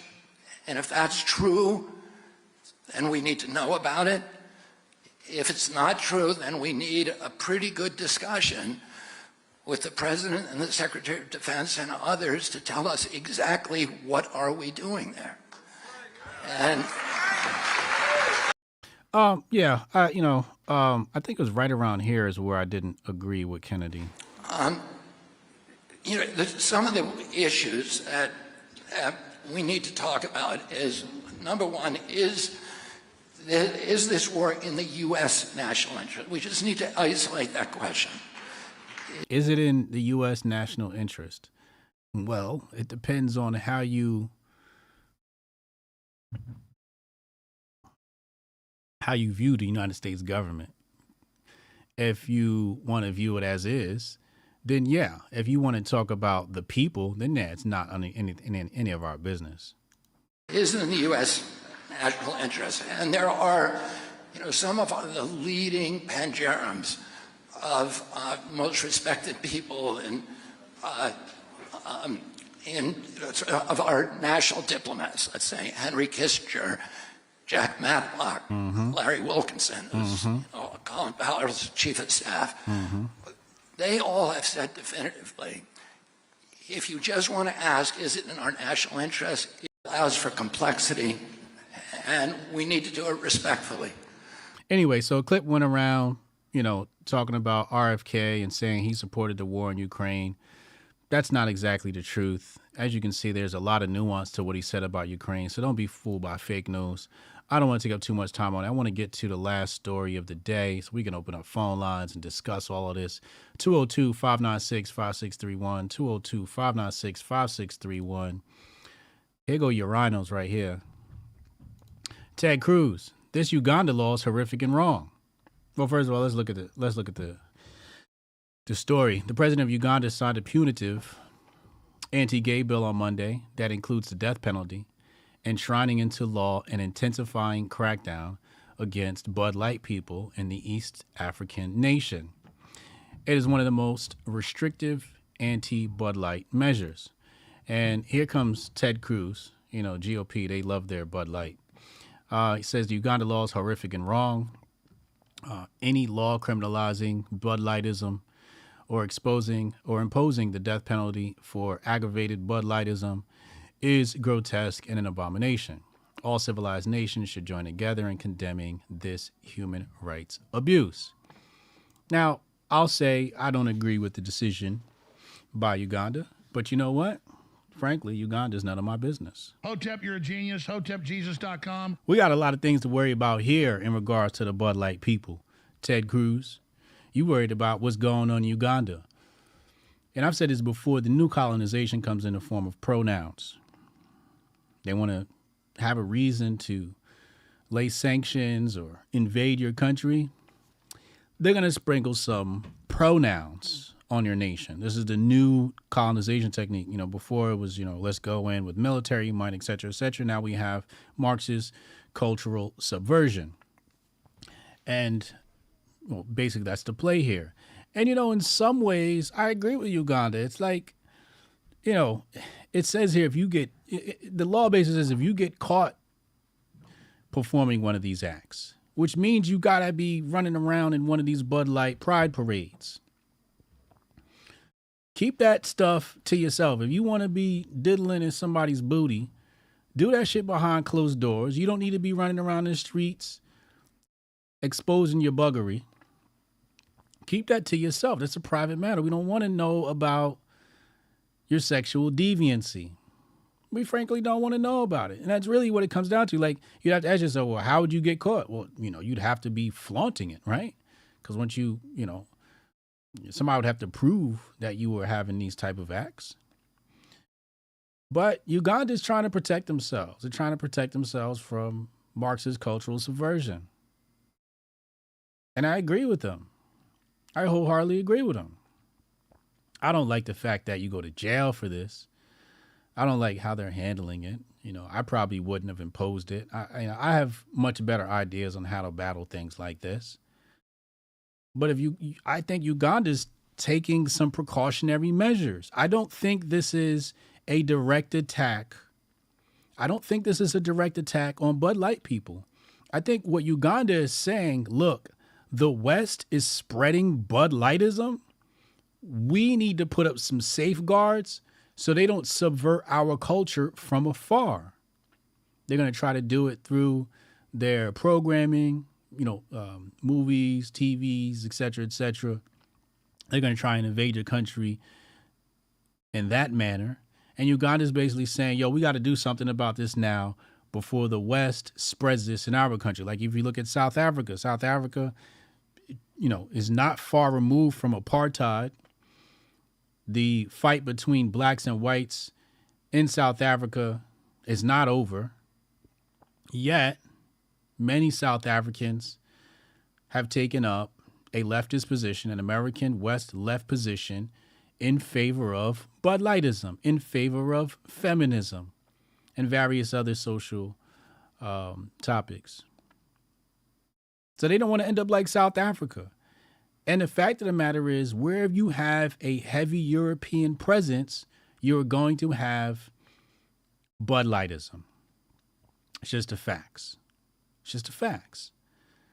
I mean, of course, you're going to have places like Thailand, who was also conquered by the West. But where you have places conquered by the West, you'll see this. When you look at ancient Egypt, you look at some of the papyri, like the Papyri Ani. Oh, they say, oh, no, man should not lay with man. This is ancient African documentation, ancient Commission documentation. Papyri Anis explicitly states, yo, we don't deal in the buggery. So when you have this European, because you remember when you say European, some people will say, you know, Hotep Jesus, are you saying this is something amongst the white population? And that's not what I'm saying. What I'm saying is European as far as the League of Nations, European as far as the International Monetary Fund, European as far as secret societies that dictate world Western policy, the globalist, as Alex Jones would call it. Hotep, you're a genius. HotepJesus.com. And that is something that comes from Europe. Colonial conquest comes out of Europe. Spain, Great Britain, Portugal, Germany, the Dutch, the French. Who else conquered Africa? Yeah, Africa is Dutch, French, German, and English. Even the Italians, I don't think, have a heavy presence on that continent. No, I don't think it is. Yeah. And then when you come to the West, the Americas, you're starting to deal with Great Britain, Spain, Germany, aka Argentina, and Portugal. That's how you speak Portuguese in Brazil, et cetera, et cetera. So Western colonialism comes out of Europe from the aristocracy, and that's how this stuff spreads on the continent of Africa. You also don't see this on the Arabian continent or the Arabian regions. Persia. Islam is not having anything to do with this. You guys, do they say anything about how Saudi Arabia deals with Bud Light people? Do we know how? I would like people to research that. How does Saudi Arabia deal with buggery? Does anybody know? And how come we're not talking about laying sanctions on Saudi Arabia?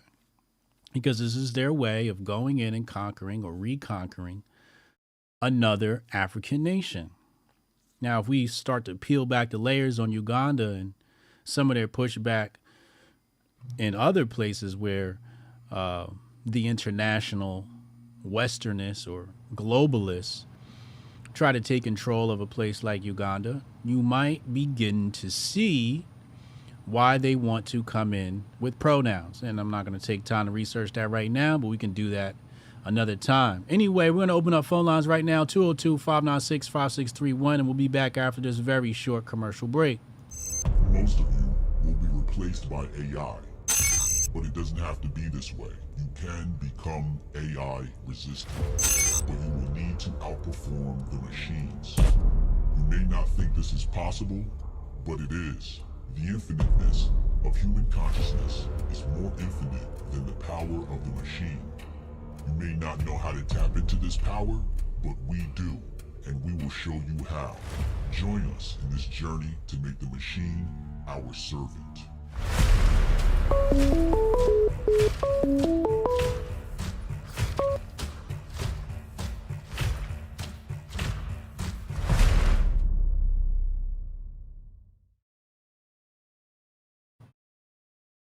Hotep Goldstein on the line. Goldstein, what up, bro? Talk to me, man.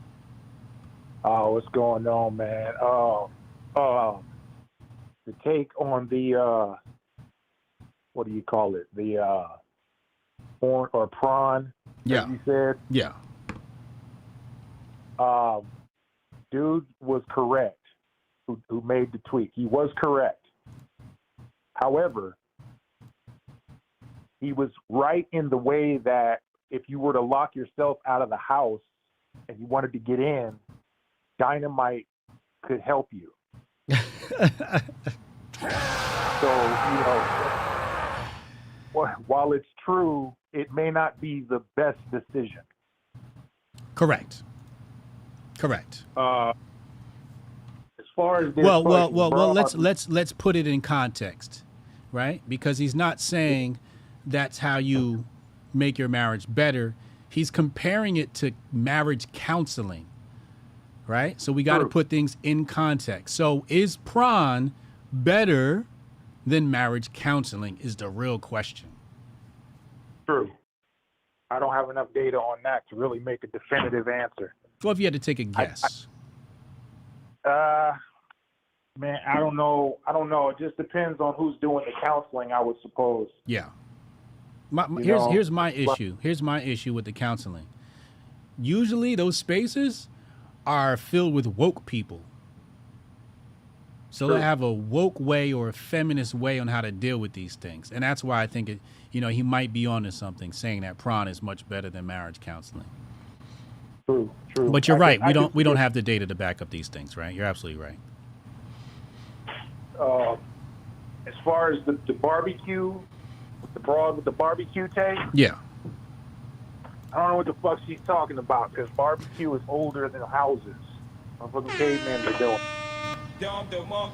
Good point.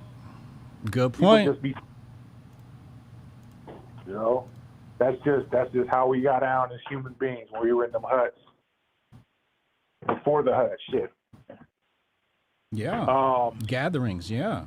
You had public gatherings, you pulled the pig out, you rotisserie his ass, and everybody celebrated. Yeah, it's a very ancient thing to do. You're right. I didn't think about that. To me, it just sounds like she's trying to block out any type of real, human to human contact and intimacy, just like most leftists. They want you to some bullshit. Social distancing like a motherfucker. I can see that. As far as Dinesh D'Souza, uh-oh.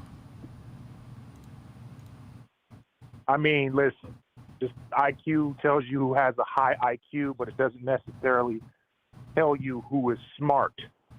Bingo. An example of this is Dinesh D'Souza is from India, who gives us some of the best doctors and telemarketers the world has ever seen, but have not quite figured out that their gods will be okay with the fact if they were to clear out some of those disease-ridden monkeys from New Delhi.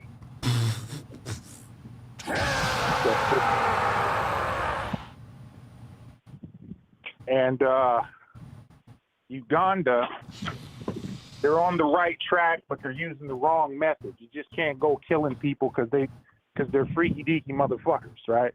Counseling, a variety of other ways can handle that.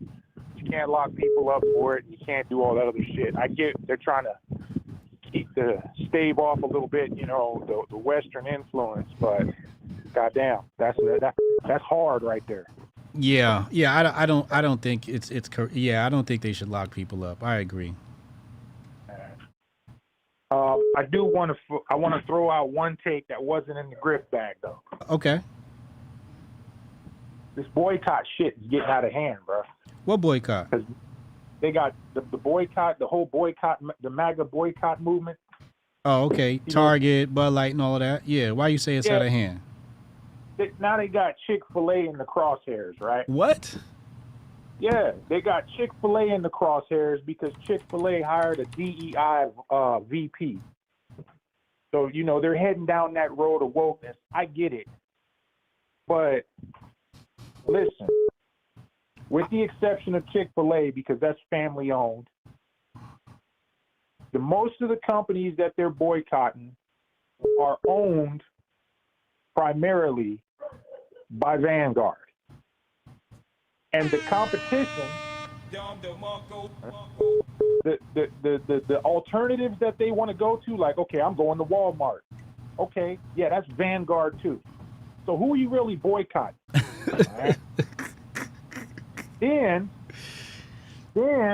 look, now it's starting to take on the air of just bully shit, right? Now I just want to be a bully.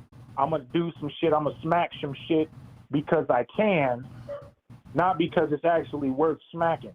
Yeah. Because if you really think about how a bully is born, right? Think back to the schoolyard. Bullies are born because those kids feel powerless because they've been getting their ass whooped. Yes. Whether physically or whatever the case may be. Ideologically, politically. Right. And so they want to start exacting some power and making themselves feel better about their station in life. Now, if I'm not mistaken, the Republicans and the conservatives, especially the MAGA ones, they've been getting their ass whooped for some time now. You know, they lost the culture war. That shit that's a wash. You ain't getting that back. Yep. Unless you're willing to just, go all the way with it.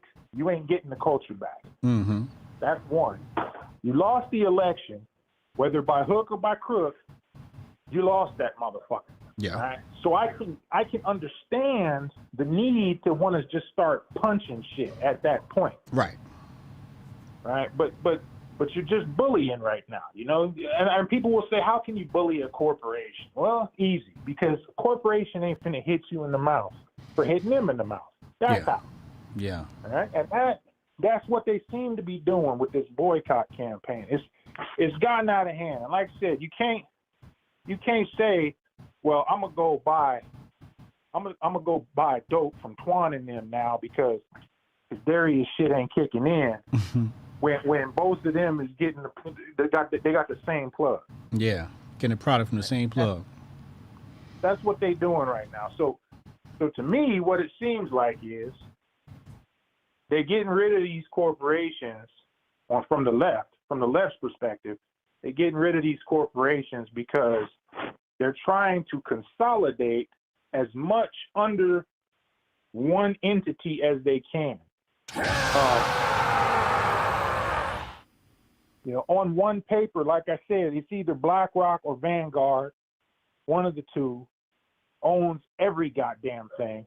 So one day we're going to wake up to a store called either BlackRock or Vanguard. There will be no more options. There will be none of that shit. It's going to be, here you go. Just like every other dystopian movie where they got one corporation giving you your toilet paper and all the way up to your surgeries on the operation table. It reminds me of 1984 Victory Victory whiskey and Victory cigarettes. Yes, exactly. Where everything is just produced by the same. Well, in the book, it's more like a government entity, but yeah, you're right. That's an interesting take. I think. Go ahead. I was just going to say, this came to me while I was playing Animal Crossing because everything is provided to you by the Nook Corporation. That's how that came to me. I was inspired by Animal Crossing. Interesting. Now, I don't agree with attacking Chick-fil-A over hiring a VP of Diversity, Equity, and Inclusion, although that does seem ridiculous. Because Chick-fil-A is probably the one big corp asset the right has because of, like you said, privately owned. They're Christian. They close on Sundays. They got some of the best. They have the best customer service out of all of the fast food chains. But yeah, outside of that, I'm like, this is like the one big corp ally you actually have, and now you want to boycott them. I think it's just much better to say, hey, look, we don't need a VP of Diversity, Equity, and Inclusion. Let's do something different. Pretty much. And look, they know people are getting pissed, bro. The powers that be know that people are getting angry. Yeah. And that it's only a matter of time before, foots start getting dealt out to asses. They know this. So now what it seems like with this boycott campaign is they're directing where that foot goes. So that way it lands in bogus asses and not the ones it needs to be in. Yeah. They're just taking this little anger. Okay, it's Target's fault. Okay, it's Bud Light's fault. Tomorrow it'll be somebody else. You know what I mean? And on and on and on. Never really once ever sitting down with your boycotting ass and saying, maybe I should boycott paying these goddamn taxes. Because that's where the foot belongs, in their ass. Now, they don't want to do that because, again, they're bullies and they don't really want no smoke like that. But I'm gonna tell you, that's the only way shit gets fixed in this motherfucking country. You gotta hit them in the pockets, and if they want to hit back, well, I don't think they'd win. Like I know Biden wanted to say all that bullshit about, you got to deal with F-15s and all this other crap. No, you don't. No, you don't, because them motherfuckers are American too. Right? Yeah. So it's funny.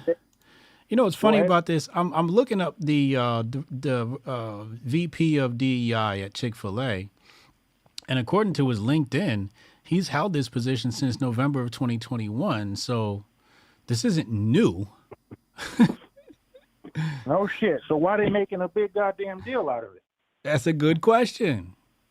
That's a really good question.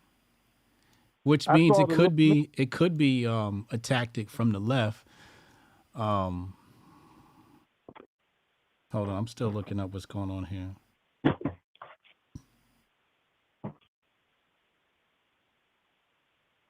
Okay, but a previous announcement of Eric, okay, that's the guy I just found, who has been with the DEI segment since 2020, has some claiming the company has gone woke. Yeah, this guy's been in this position for a while now. The reason why I looked it up, I was like, please don't tell me they have some black guy running this. I mean, some white guy running this, but they have a black guy running it. So that makes sense. Like, you can't have a DEI executive and him not be black, right? Right. That would just be like a slap in the face. Right. Also, I think it's more like a, you know what I think diversity, equity, and inclusion is? What's that? It's white whispering.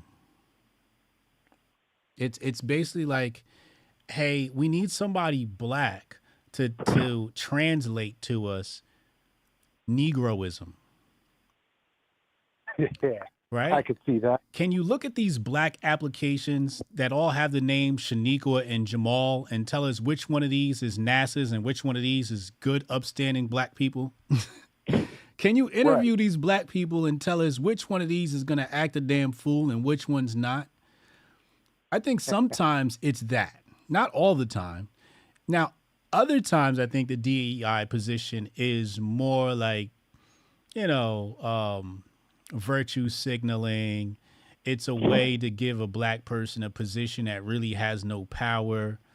So sometimes it's just placating to people's emotions. But I think sometimes it's like, white people just frankly don't know black people and they need somebody to translate for them. Man, I wish somebody would have went this hard in the paint for inclusion when it comes to felons and shit. Because when I first got out, it was hard to find a fucking place to live or a job. Right. Yeah. It was damn hard. They don't make it easy. Mm-hmm. Well, yeah, that's about it for me, though.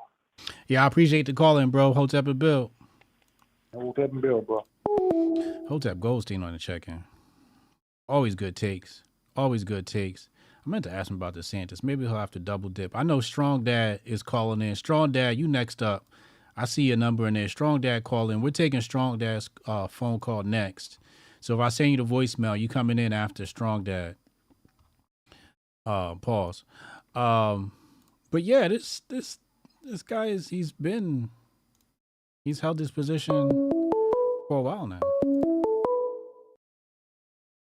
Call from Strong Dad. Strong Dad on the line. Hey. What's up, my bro? What's good, bro? What's good, bro? Hey, so, I'm paying this long sample around this fucking ranch here, listening to this, to talk about DeSantis and the criminal justice reform thing and all that. And I just had some things to add into that, being an ex-con myself, like the previous caller. I did 5.5 on a 14-year sentence. I got out early because it was I don't want to say it was a case of racism, but I will say that me and my white co-defendant were convicted of the same thing. He got 5 years, I got 14, and I got the most on a burglary because the judge hated burglaries. And that very charge was the reason I got out earlier than being, because it was governing over my assault. So that bias alone was a godsend to me. I was blessed to get out sooner than I thought. I should still be in prison if they'd have given me the violent sentence. Oh, thank the Lord. Right? That's what I said. So here's the thing about this. They got black people in a chokehold with the criminal justice reform conversation, because what they do is they convince black people that this is going to help you. Criminal justice reform is going to help you. We're going to get out nonviolent offenders. We're going to get out people with drug charges, except they don't mention to you that, one, on paper, it doesn't say we're going to release nonviolent black offenders. It just says we're going to release nonviolent offenders, okay? That's one. The majority of us are not in there for nonviolent charges. The majority of us are in there for some sort of violent charge or aggravated charge, and aggravated charges are also considered violent, even if they are not inherently violent in nature. So whenever these bills come down the pipeline, what ends up happening is you see a lot of Hispanic and white inmates released, while the rest of the brothers are literally still sitting there waiting. And some of the ways that they can prevent you if you have a nonviolent charge and you're a black inmate, which happens a lot, is you get your parole tabled, right? You go see the parole board and they say, well, we're going to table your parole. We're going to give it to you, but you got to wait a little bit in order to get it. You're not just going to get it right off the bat. But they're giving you rope to hang yourself, no pun intended. They're giving you a time where they can give you enough write-ups that they can justify keeping you in prison instead of releasing you, okay? That's the second thing. Mm-hmm. The third thing is that the majority of the black offenders that they release on these terms or that are violent, they believe or are, they believe these guys will recidivize. So you'll have a group, let's say you have a group of 100 black dudes, right?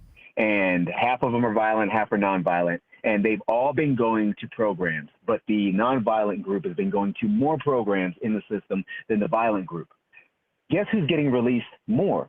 The violent group, the people who are under watch from the gang unit, the people who have gotten multiple write-ups for fighting.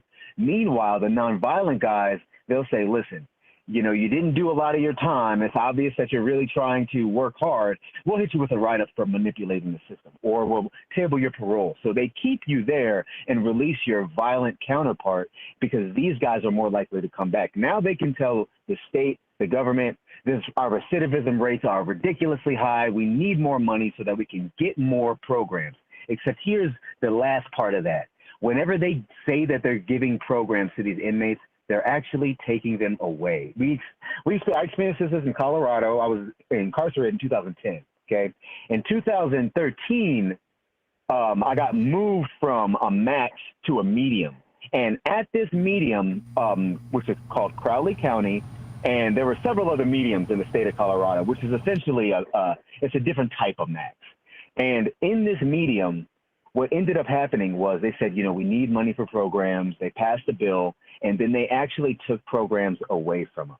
So you had less chances to seek help in prison and more time to sit on your behind.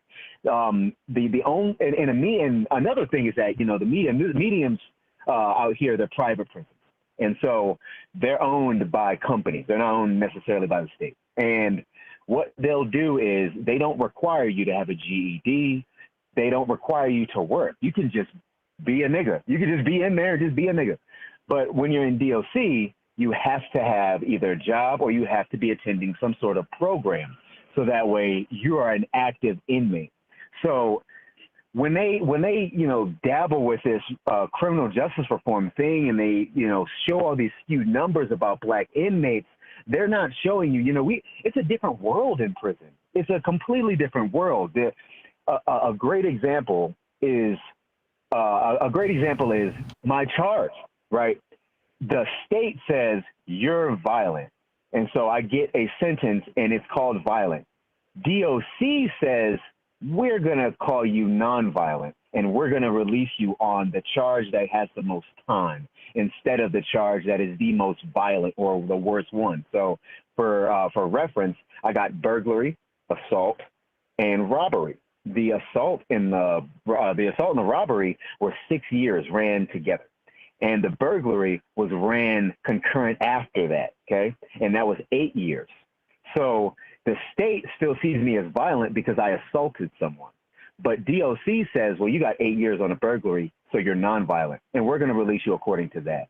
That's another thing that people don't understand.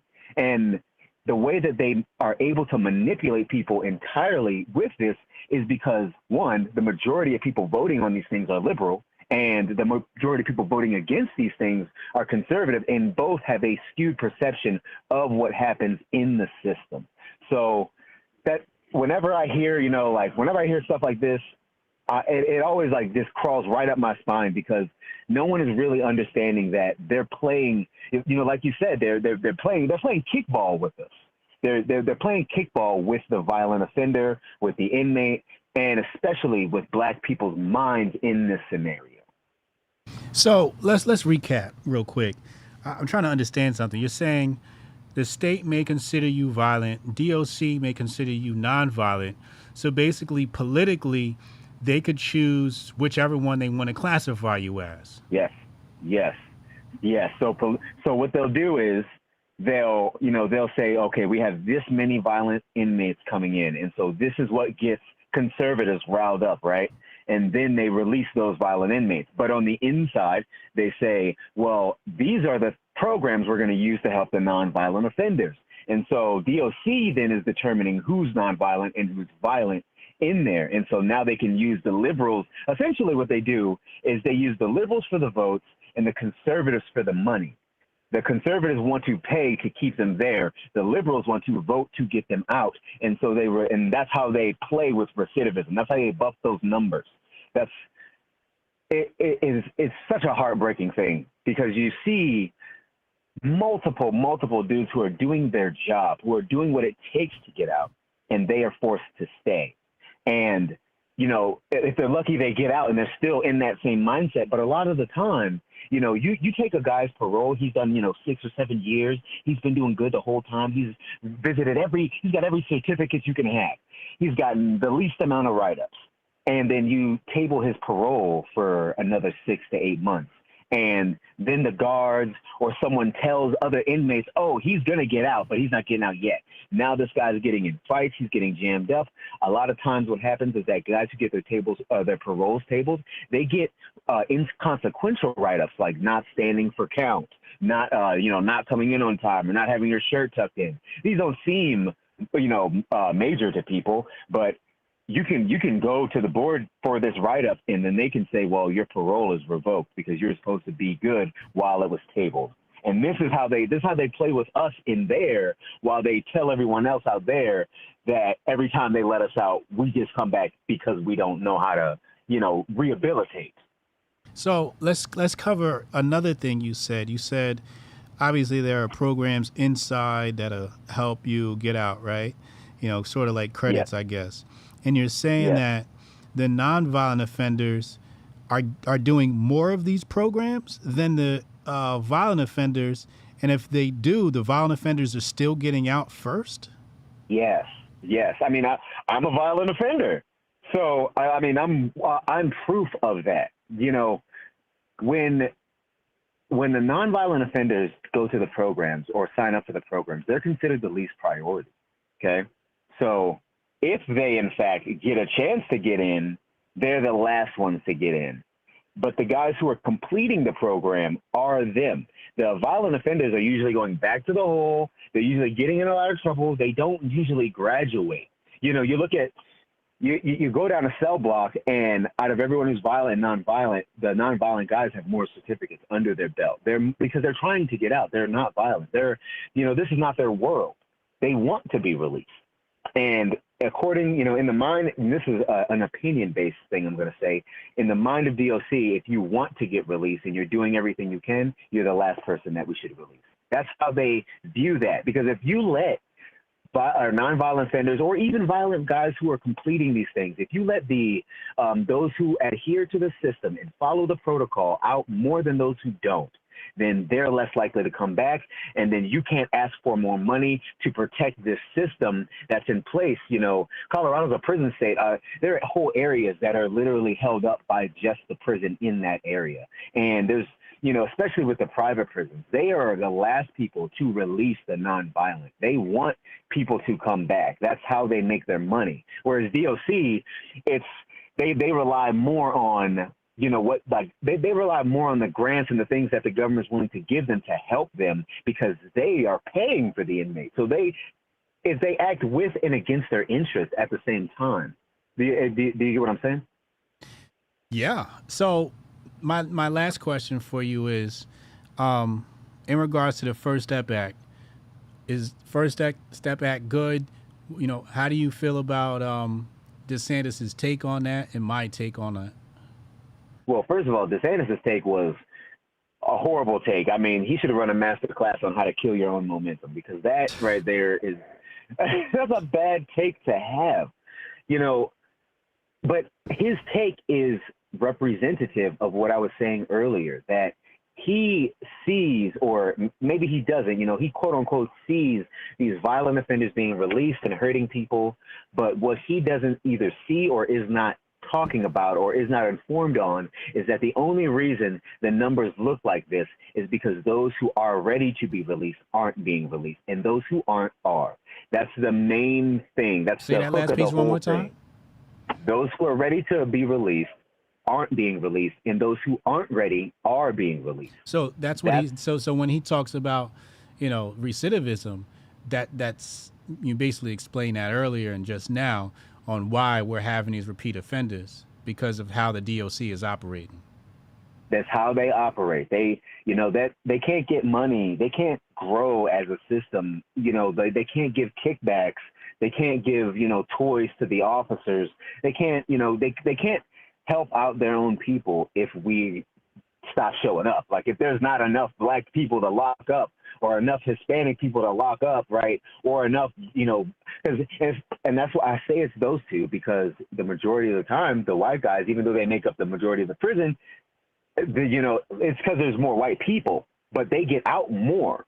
The Hispanic and the black dude, I did a full tour. I've been to 6 different prisons, and it's run by Hispanics and then black people, at least here in Colorado. White people are the minority in that sense, but that's because they get released more because they're the least violent offender. You know, most of the Hispanics are gang members, Soreños, Norteños, GKIs, right? So they get, they're a part of the Negro situation. They're part of our group in that, even though they line up with white people, which is weird, you know. So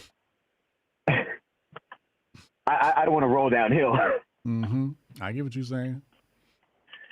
But this is you know, it is truly a big trick bag. You know, people trying to get involved in the local politics to figure out how to help. Right? They run votes for how to change the system and how to, you know, create more programs and things, but it almost doesn't matter, because when they vote for more programs and then that system gets more money, the money is not given to the inmates. It's given to the officers, to the warden. Right. And then here we are. So is the First Step Act a net bad, or? Yeah, it's a net good.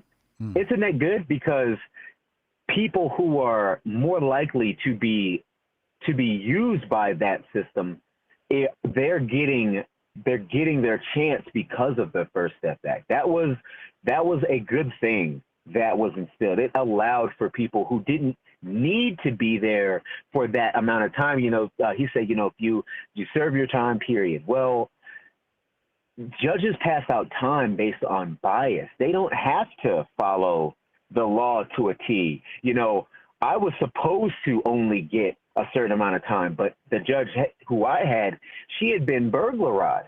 And so she was known for giving more time for burglaries than anything. Why did I not get more time for almost taking a life? I got more time for breaking into to a domicile.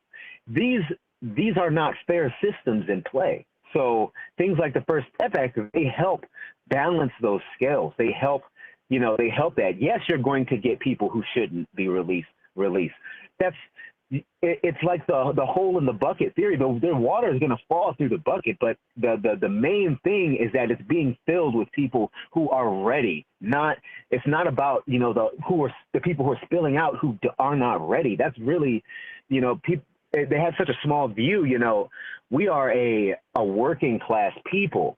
You know, most ex-convicts, we get out and we become the backbone of American society. We are the ones who are doing your construction work, who are building your buildings. You know, you look at the majority of these out here in Colorado is a great example just because of how many, you know, how much of a prison state it is. The majority of the people who run contract businesses are felons, who own them are felons, who are hired by them are felons. And this work is not getting done without people like us. And so things like the First Step Act in other places, they help that. They help the state more than they do damage to the state. And that's such a base take to say, oh, I'm going to repeal it. That's you know, that's Jim Crow DeSantis type thinking. It doesn't work. It doesn't work. And it absolutely is a take for black people. It absolutely is a black talking point because we are the ones who are it goes us, Hispanics, and then whites. We are the ones who are used the most when it comes to talking about recidivism, when it comes to talking about reoffending, when it comes to, you know, they're releasing these types of people and these types of people. Yeah, they are on purpose.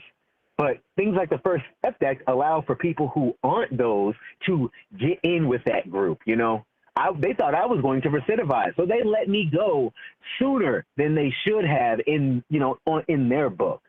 So it's like if they had been thinking, you know, let's get the guys who are less likely to recidivize out, I would still be in prison based on my crime. They let me out and many like me out first because they think we're coming back. They plan on that. First Step Back killed that. It killed that momentum, slowed it down. It slowed it down. It slowed it down. So I'm a bit confused because on one hand, you're saying that, you know, violent offenders could be classified as nonviolent and nonviolent classified as violent. And then you said the First Step Back is letting out nonviolent people, I think is how it works, or so how does that? So that's why I said it. If they use it on both sides. It's like Neely Fuller said, you know, it's the taking both sides of the argument type of mentality that comes into this. Because what, you know, they classify me as nonviolent because of what's on paper. Right. But where they put me is different. So, you know, on paper. But how would the First Step Act have helped or hurt you? Well, I got out before that, but it probably would not have helped me because of my crime. It would have helped other guys who came in on nonviolent I see what charges. you're saying. I see what you're saying because the First Step Act, like you said, would go based upon what the state says and not what the DOC says. Exactly. Exactly. So I wouldn't have gotten the help because I would have been considered a high violent offender. And also another thing is that they'll reclassify you and still put you in a max. They still put me in a max because of the crime.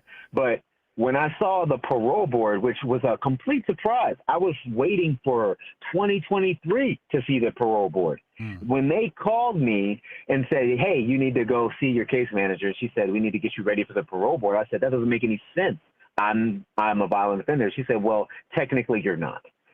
So it's, and again, this is so that they can justify recidivism, because if they classify guys like me like that and guys like me get released, guys like me are going to come back. Yeah. The First Step Act, it works and it doesn't work. It's a mental game that they use to justify taking money, and because they need to show a benefit, but they also need to show a negative. So the negative is the recidivism rate. The benefit is letting out nonviolent offenders. Right. And so it's cyclical. They'll go, okay, so we've been letting out all these nonviolent offenders. We're doing a great job. And then that circle rolls around and those quote unquote nonviolents come back. And then they go, oh my God, you guys, the recidivism rate's rising again. We need more money and more help. And then they start it all over. So that way they can manipulate both parties into helping them rather than it being just one party the entire time fighting one particular facet of the system. Right, right. Man, great breakdown, bro.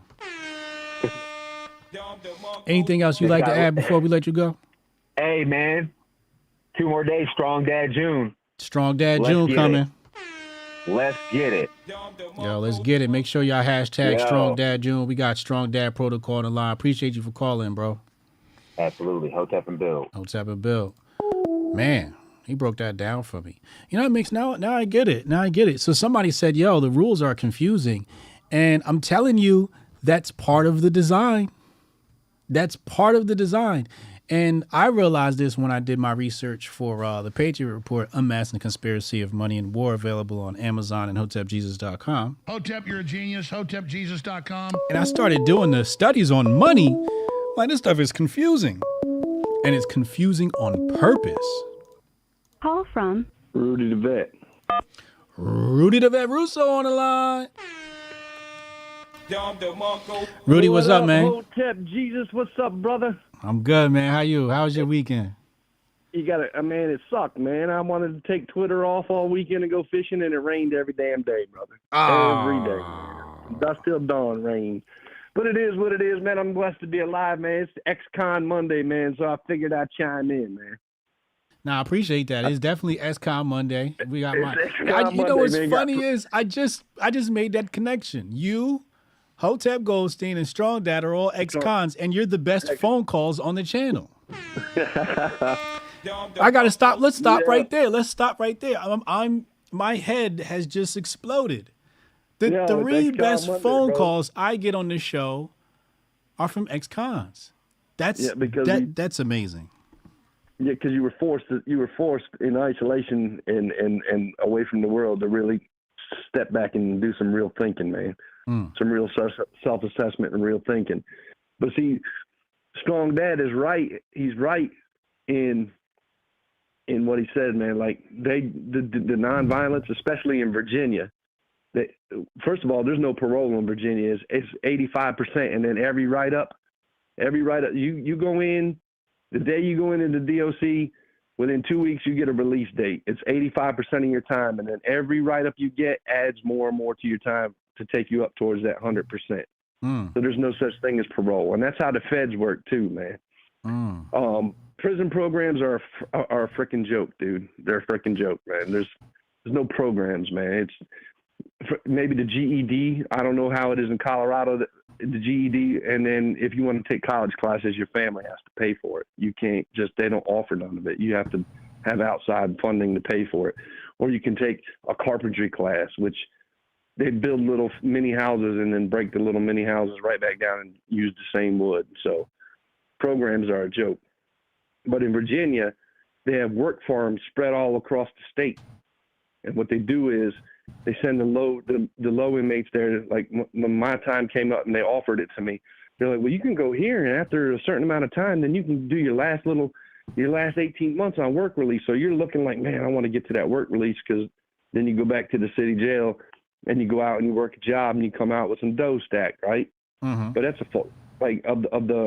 I say every 100 people that go there, maybe 15 actually get accepted to work release. The rest of the time, you're just out there picking watermelons out of a farm on a 102-degree day, man, walking fields, picking watermelons. I can't even eat asparagus anymore. I had to hand pick asparagus for 4 years, man. It stunk so bad. I can't do it. No, I can't even eat it. I can't be around it. So what they do is, go ahead, brother. My bad. No, go ahead. No, so they keep them low-grade offenders because you can't send violent ones. You know, you can't send violent offenders to those camps. They're not allowed, because you actually get out and, you know, you can run. Like if I wanted to, there's days I had a tractor, but I got certified. Luckily, man, I knew a dude from my gym in Norfolk that his cousin was a farm boss that ran a tractor crew. So he came and hand plucked me. So I got put on one of the most blessed crews. Like I learned how to run grain combines and all the huge farm equipment you see across the country. I know how to run all of that shit, and I learned it all in prison. So that was a good thing. But there's days where the dude would I got licensed to spray pesticides. Dude would pull up to me, throw me the keys and be like, go scout these fields and spray them. And I'd disappear and I wouldn't see any CEO or any farm boss for 8-hour windows. So I could have been gone, dude. Like in the snap of a finger, I could have left. But then you escape. They stick 10 years. They stick 10 years on you plus all your time. So but I mean, somebody with violent offense and a lot of time over their head, they're going to try that shit. So they can't. So they keep the nonviolence as long as they can, so they can keep their farms operational. You know what I'm saying? And then they sell a lot of products, like they sell a lot of products to other institutions. Like, I got busted one day and reamed out for stealing watermelons because, like, we would pluck all these watermelons all day long. And, they wouldn't let us eat any of them. So one day I just went down to the watermelon field in my tractor, I used to go out there almost every morning and snatch me a watermelon, man, because I love watermelon. You know what I'm saying? So I got busted by a farm boss. One of the other crews, like the fence crew, saw me out there one day. He called into the head farm boss, and like they took me out the tractor for a week, man, and put me in the field, had me hand picking asparagus, man. That shit drove me up the wall, man. But so what's your take on all this DeSantis stuff and what Strong Dad said about these programs and recidivism? All right. Well, every state's different, but see, the thing about the First Step Act is, right, the only place it's absolute is in the federal system. Right. It gives states guidance. So that's like what Strong Dad said. You know what I'm saying? It gives states guidance on what to do, but they don't have to follow it. You know what I'm saying? It's only 100% oversees the federal Department of Corrections. It gives states guidance to go along with. Like Virginia follows the federal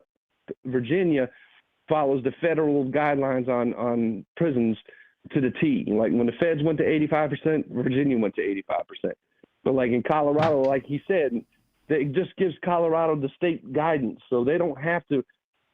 So like he said, they can sit back and be like, well, now we got the First Step Act. Let's let all these violent guys out so they can come back and we can double dip. You know what I mean? But it has nothing to do with a state Department of Corrections. It just gives them guidance on what they can do and what they can't do. The only place it has full 100% overhaul is in the federal system. That's first off, right? Mm-hmm. Second off, DeSantis is up there with that interview was with Shapiro, and he's just speaking to a crowd, man. He's speaking to them, speaking to the wrong ones with the megaphones, man. Like we talk about all the time, the wrong ones with a megaphone. Third off, he ain't going nowhere, man. He ain't going nowhere, man. And he's just, dude, he's a flip-flopper, dude. He's a flip-flopper. He did vote for it. You know what I'm saying? He did vote for it, but now it's bad. Now it's bad. In the same way, like I said, Tucker shot him the thing. I mean, he called it a border dispute between two Eastern European countries. 24 hours later, Putin's the worst thing to happen to the world. He's a flip-flop. He's going to go wherever the money and his pimps tell him to go, man. You know what I'm saying? You can see who's lining up behind him. Like I said, Lauren Loomer, she's laying out. Like I hit her on a tweet the other day. I'm like, yo, stay on the names, man. Stop all this drama shit and just stay on the names. And she's dropping names every day of people who are backing this dude, man. And it's uniparty from the root to the fruit, man. The root to the fruit. From the root to the fruit. So you don't think she should drop the names? No, she has been dropping names. Oh, she has. She gets on some petty stuff, like they calling Marjorie Taylor Greene. Like I'm just, man, like that Twitter, man. You can see the Memorial Day grift was hard, dude. It was hard, man. Yeah. It was hard, man. You know, I got caught up in it with this tweet, man. It was they tore me a new asshole. Pause. Yeah. Yeah, the Memorial Day grift was real, dude. Memorial Day grift was real. But I'm gonna say something about these boycotts, man. You could boycott Target, and you could boycott Bud Light, and you can try and boycott, like Goldstein had it all right. All you're doing is you go from Bud Light to Miller Lite, you're still paying Vanguard. But that chicken at Chick-fil-A, I don't care. The left tried to boycott it. The right, you can't boycott that good ass chicken, man. that chicken is too good, man. Yeah, they bugging with the Chick-fil-A boycott. It's not going to work with Chick-fil-A, man. You might be able to boycott McDonald's, but you're not boycotting Chick-fil-A chicken, man. It's too goddamn good, man. It's too damn good, man. It's the service for me. The service there is just so on point. There's like 25 employees outside making sure you get your meal and all of that. To me, it's the service. I mean, that is the service is quick. It is fast. It's the fast food and the definition of what fast food should be. Yeah. But I don't like fast food. I like Chick-fil-A. I don't even put them in the same category. Yeah. You're not boycotting that chicken, man. You're not boycotting that chicken. Because that's really the last fast food I eat is chicken. I eat Popeyes, Chick-fil-A. I don't even fuck with KFC no more, man. Can't do it, dude. Just eat Popeyes and Chick-fil-A. But what else? Well, man, I had something else I wanted to grift on, man, but it slipped my head because Strong Dad started getting in the weeds, man. Yeah, but he's right, you know what I'm saying? But you got to remember, everybody got to remember that First Step Act only has full control over the federal system. It gives the states guidelines. I think can follow it, or they don't have to follow it. Yeah, I think that's what some people getting confused here. They're looking at, some people getting released in different states, and I'm like, well, is that really because of the First Step Act, or is it because the way the states are operating? I think those two things cannot be conflated every single time. Listen, the federal government can't tell states how to run their prison systems. Right. You know what I'm saying? They can't tell them how to run their prison systems. They can't tell them how to have. That's why you have Virginia, no parole, Colorado, parole. You have Missouri, parole. You have North Carolina, no parole. You know what I'm saying? Yeah. If it was all one, that First Step Act only has complete dominance over the federal system. When it comes to states, it just offers guidance. It gives the states, and like Strong Dad said, so now Colorado gets the guidance, and they're like, well, now we can use this First Step Act. Let's let the violent ones that are recidivized back, and we'll double dip. And he's got a point. I mean, I can't argue with him. He's been in that system.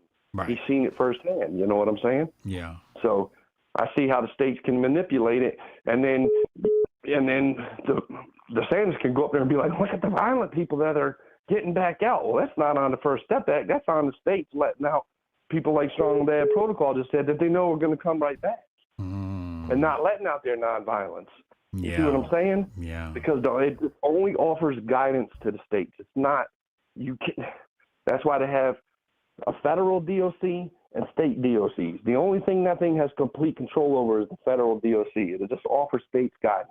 Yeah. So if he was in there and he's seen it, you know what I'm saying? He's seen it firsthand. You can't argue with a man that's been in there and seen it. So he's probably got a point. They're in there picking and choosing. Like, look, let's let the ones out that are going to come back, and then we'll blame it on the First Step Act, and then we can double dip, and we can get, double the money. Yeah. But as a program, there's no. When he said, "Well, these guys aren't fully rehabilitated," what is sitting on my ass playing basketball and lifting weights? How's that rehabbing me? Right. Because that's what I did for the first 3 years. Yeah. Sat on my ass, played basketball, and lifted weights. That's it. Nothing else. Yeah, there's not much rehabilitation. Nothing else, dude. Yeah. Nothing. Like I said, I had to take a little bullshit carpentry class, and the only reason I took it is because it was that or a GED, and I already had a diploma. So I had to take that class. So once I got that class, that was it. No more programs. And they were like, well, you can go to college, but your family has to pay for it. Oh, well, didn't quite have that support system. You know what I'm saying? Mm-hmm. So it's funny like that, man. It's funny like that. And I'm gonna tell y'all, like I told me and Mia Goldstein jumped in on a Bryson's Gray live space this weekend, man. And Bryson just wants to argue, man. Dude's not a bad dude. He just wants to argue. I think he likes to argue. What was he arguing about this weekend? Just talking about the Rainbow Warrior stuff, man. Oh, okay. And then the Rainbow, and more it was that white people or black people aren't oppressed, but white people are acting like they're oppressed now. And I was like, there's just, the wrong ones, but the same point I made here. And Goldstein was trying to argue with him because he was, long story short, man, I'm a constitutional conservative. I'm not a religious zealot, dude. You know what I'm saying? Yeah. The separation of church and states for a reason. Give me that Constitution, man, and I'll do my religion on the side, and you don't say anything about mine, and I won't say anything about yours. That's the problem with a lot of conservatives in this country, man. You're not looking at that piece of paper, man. That piece of paper is what it's all about. And if you keep voting Republican, you're an idiot. Because you see Lindsey Graham this weekend sitting over there saying this is the best money we ever spent killing Russians. That's what you get, Republicans. South Carolina's got to do better, man. Got to do better. Real talk. But, Real talk. You know, just coming in on X-Con Monday, man. Coming in on X-Con Monday. Tuesday. I love it, man. Giving voice to the voiceless, brother, and that's what I love about you, man. Yes, sir. Give a voice to the voiceless. I appreciate y'all, man. Y'all the best callers, Hey, man. Man, you're the one, man. Hotep and Bill, brother. Hotep and Bill, bro. We the Vet Russo on the call in. Yo, my 3 best callers are ex-cons, man. I support the First Step Act, man. I support the First Step Act.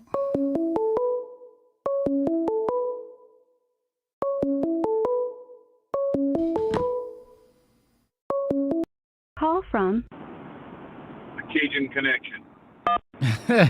Cajun Connection on the line. What up, yo? Yo. What's good? What's up? What's good, yo? Oh shit. Oh man, this is funny. I'm kind of with you and Unc. I was watching the Best of the Internet show from last night, which, by the way, if y'all aren't already subscribing to the Patreon, go subscribe to the Patreon so you can get that exclusive, because it's well worth it. It's worth the little pittance you have to pay to be a part of that. It's worth every penny. But no, so I'm watching that with you and Unc, and y'all are talking about how, like, it's just hard. Like, you might have to wait until after the primaries to get in on this drift, because otherwise you end up in these, like, quagmires with these retards just going crazy on stupid, like, they don't even read, they don't know what they're talking about, they're just making shit up, and it's just really tough. But damn, it's not tempting to jump in on this drift early. I will say this though, like, I know y'all were talking shit about the Libertarian Party and everything, and I get it. Like, I'm not really, like, I'm not necessarily, like, down with the party itself, because yes, Who was there talking are shit some about the adult- Libertarians?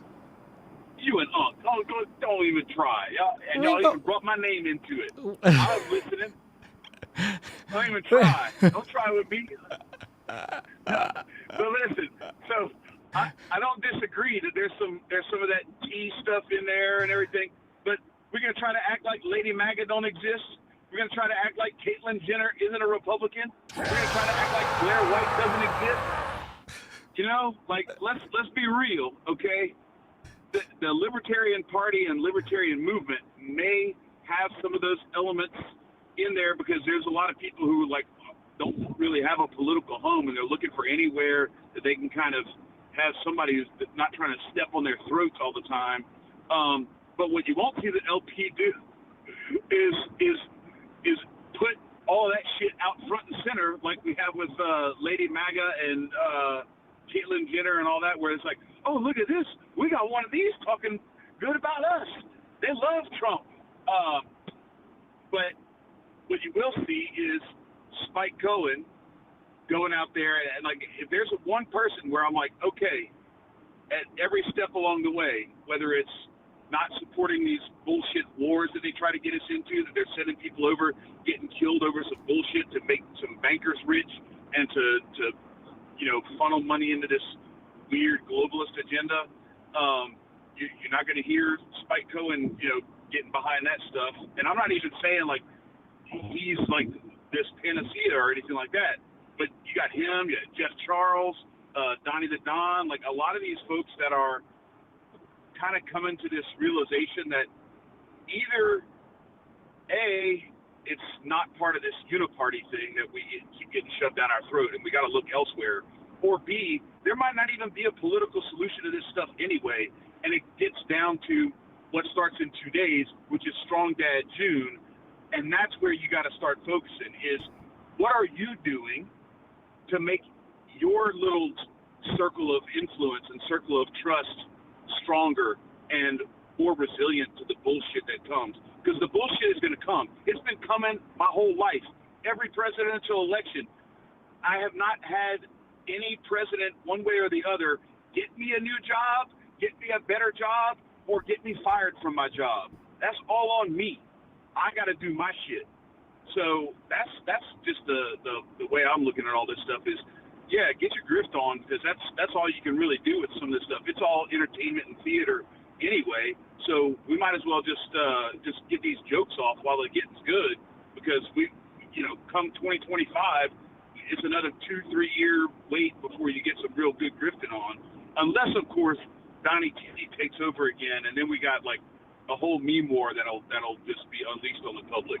If it's DeSantis or Biden though, it's going to be ugly. It's going to be dark days for the grifters. Why do you say that? Because it's just not as fun.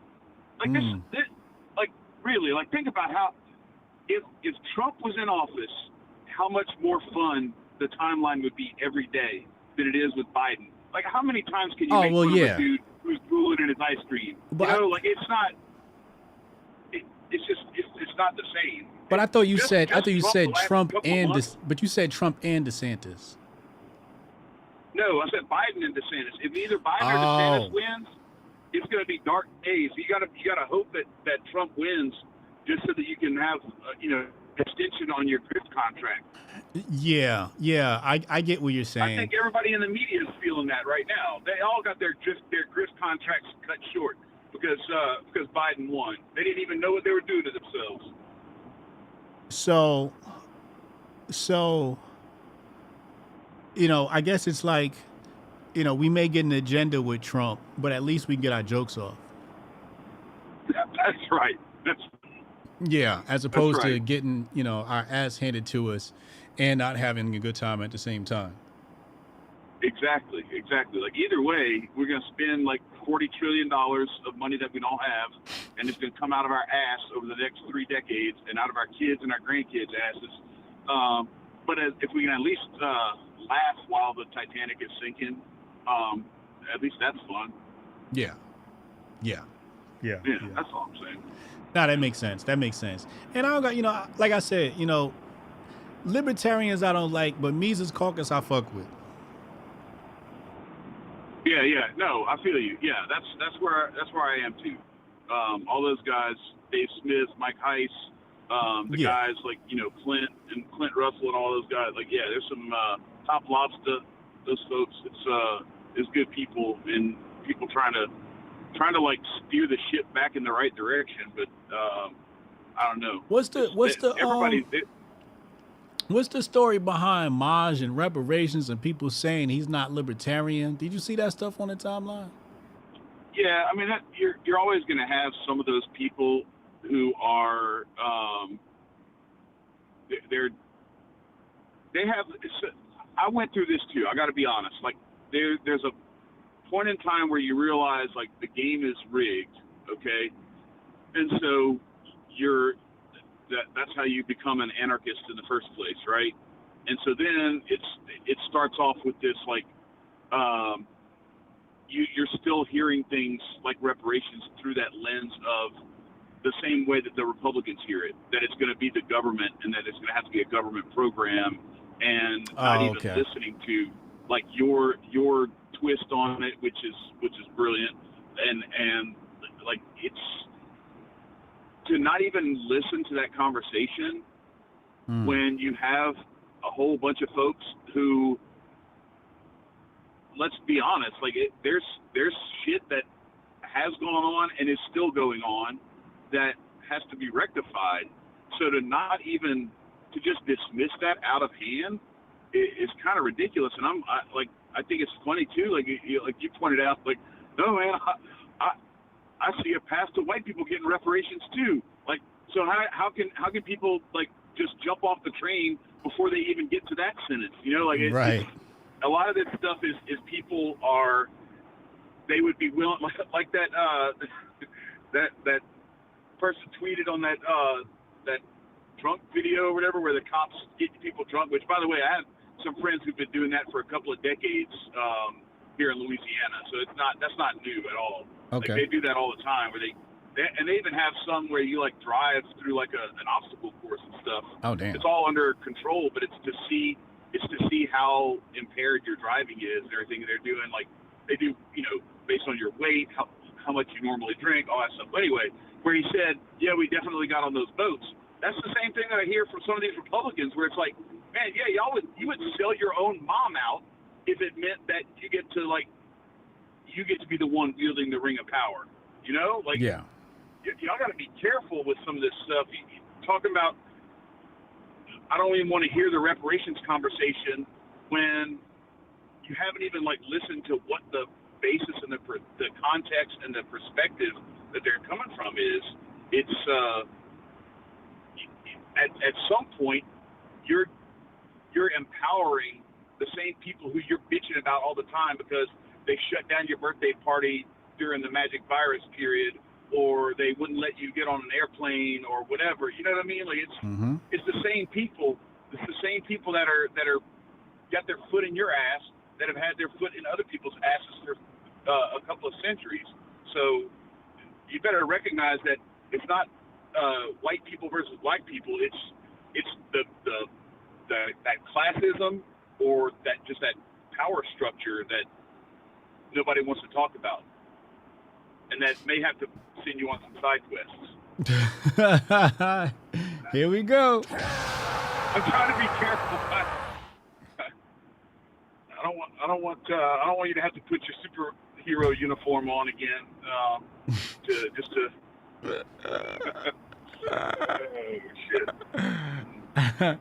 Captain Save a Star. Yeah. Better not talk bad about my peoples, man. But yeah, you're right about the whole reparations thing. It's like, some people try to hit me with the gotcha, especially on Twitter. Like, Hotep Jesus, do you support reparations for white people? And I just respond, yes. Like, you thought you had me, and now like, wait, hold on. It's like, there's a lot of nuance to this conversation. Right. Well, I think the one you're talking about is that somebody had posted, like, they had something like with one libertarian, and then they had another one with mods, just like the Libertarian Party supposedly something or other, and but now they've got one guy who supports this and another guy who supports reparations. Yeah. So I'm out, and it's like, right? You're not even. It's that sort of stuff where like these people have this reductive thinking that they can't see past the headline of an article. Yeah. That's the kind of people we're talking about. Yeah. And so that's why I just keep it moving. I'm trying to focus on being a better person, being a better dad, being a better husband, and getting my little skill stack and wealth stack built so that whatever comes, whether it's Biden, Trump, DeSantis, Ramaswamy, whatever his name is, or whoever, that I'm straight and I can kind of have a little force field around me. So, you know what you got all me? you can do. You know what you got me thinking about? What's that? You coming to HotepCon? Yes, sir. We need at HotepCon? We need Strong Dad, Rudy, and Goldstein for an Econ HotepCon. That's actually really good. That'd be a fire panel. Now we talk about criminal justice reform and life in prison. We're gonna have to make that happen next year. I'm gonna find the money for that. We're gonna get them out there. And we should do an Econ HotepCon panel. We gotta do that next year. Got a nice little ring to it. Me, that'd be dope. Yeah, that would be really good. No, because I think what Trey was bringing up is a lot of really important points about how that system can be manipulated, and it is. You see it all the time where the Democrats will vacillate between being tough on crime so that they can whip their dick out and show how strong they are, but then on the other side being all for certain elements of prison reform, but it's always this toothless prison reform, and it ends up being more like Biden crime bill type shit. Yep. And then the Republicans, on the other hand, will be all about, you know, law and order and all this kind of shit. But then, you know, like Sonny likes to point out, you know, when the cops got their foot in a white man's ass because he's got a gun or that, she's just like, hey, submit and obey. That's what you told me, you know. Come on now. You'll have somebody with a Molon Labe or a, you know, "Don't tread on me" sticker on the back of their truck, on their F-150 that may or may not have rainbows on it, but it right next to that they got a "Back the Blue" sticker. So it's like, which one is it? Is it Uchiwale or one Mike? Right. We back in the blue, or we saying come and take it? You know, like Right. Which one is it? Because who's going to come and take it? The blue. That's who's going to come and take it. Exactly. That's exactly who's coming. That's exactly who coming. They have that way of manipulating that duality, and constantly, if you're always playing both sides, but you're playing them well enough that it's like an alternating current on a motor.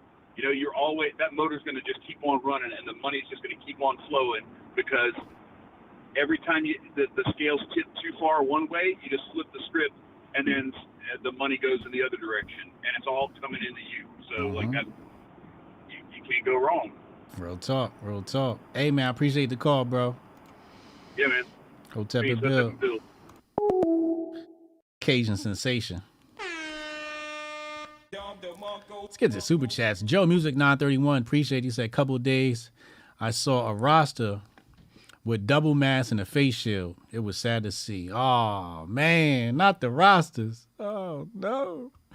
Strong Dad Protocol, as an ex-convict, I have so much to say about this. Appreciate the call in, bro. Wait, what's it saying in the chat? Straight White Male News said, my idea, I'm influencing the Hoteps. You thought of that?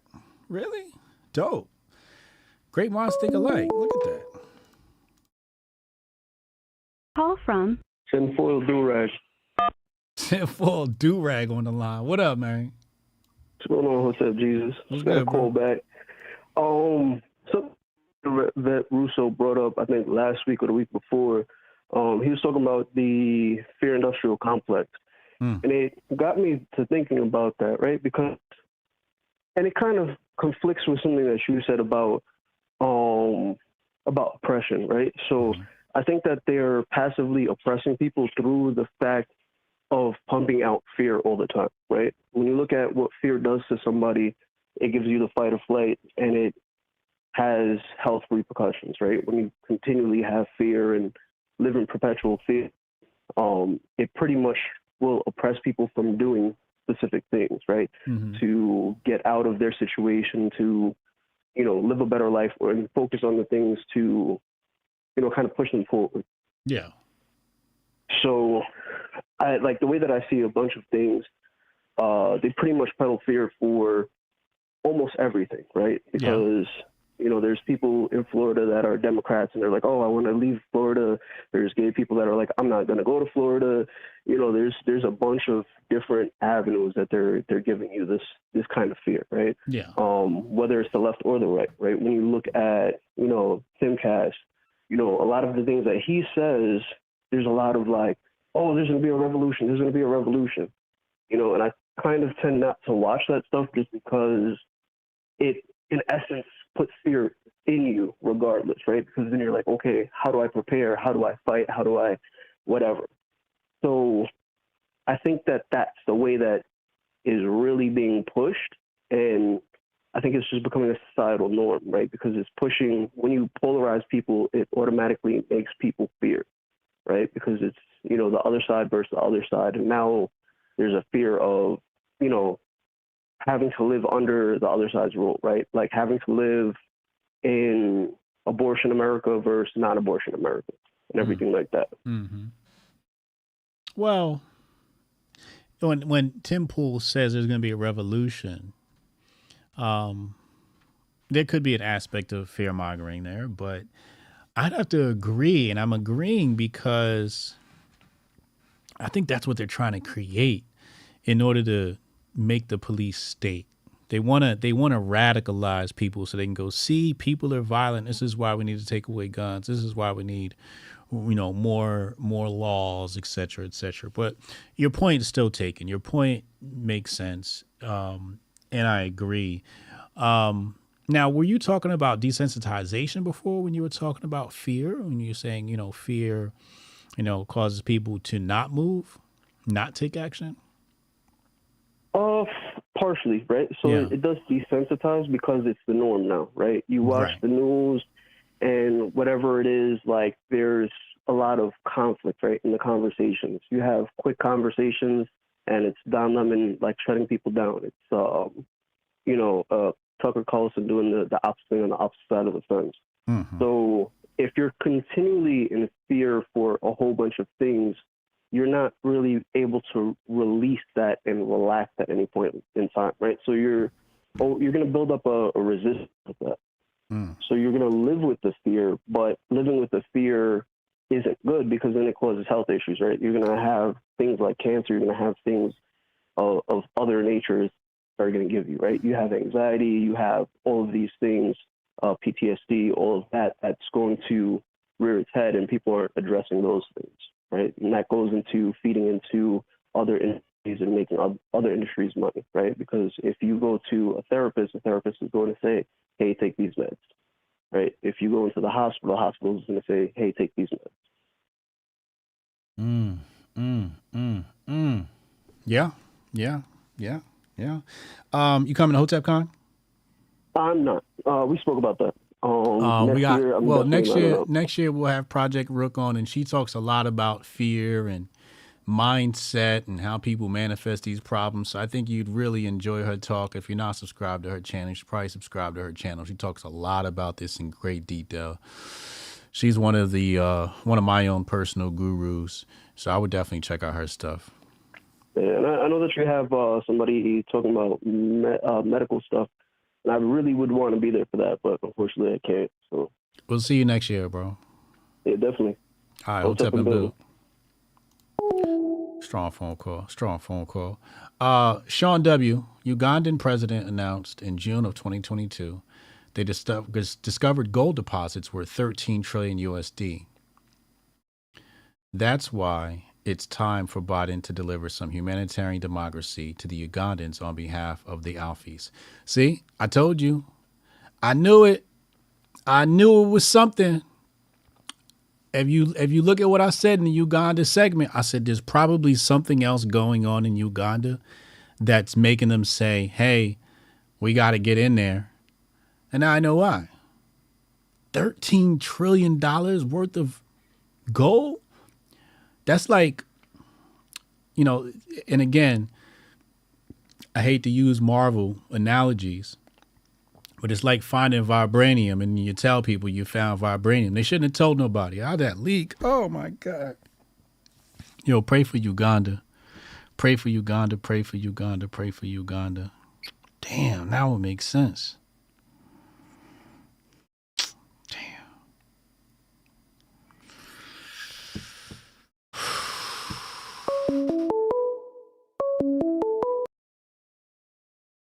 Call from Jonah.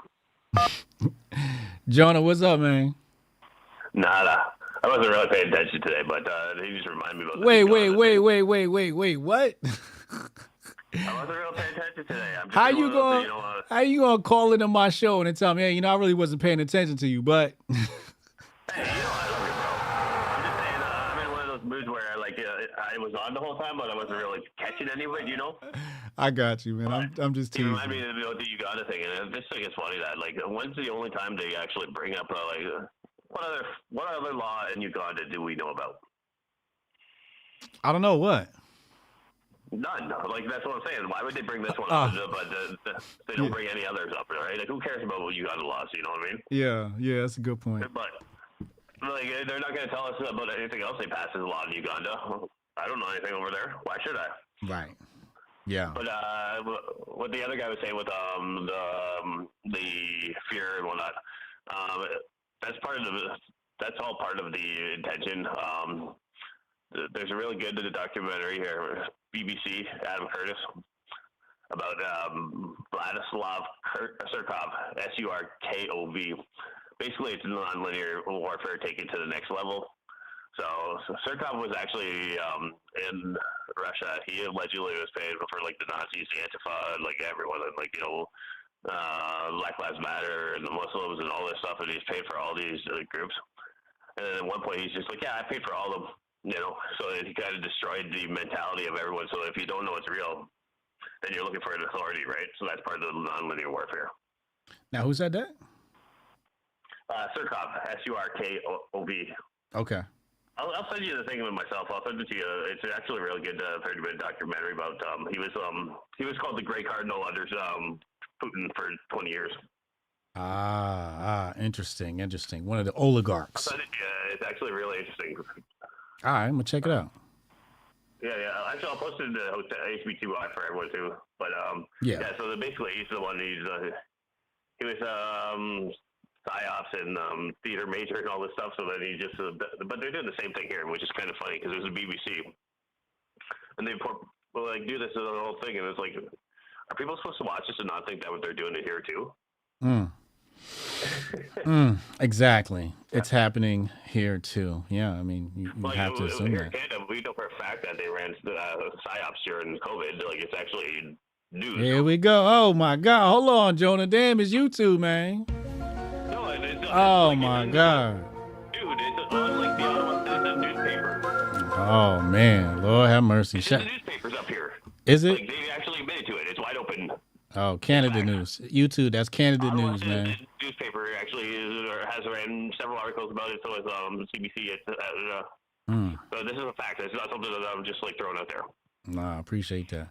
All right, Jonah, I gotta let you go before you get my channel banned, bro. Yeah, I don't know. Hotep and Bill, yo. Oh man, Jonah, ooh, spicy. He on point though. Jonah know his shit. Jonah know his shit.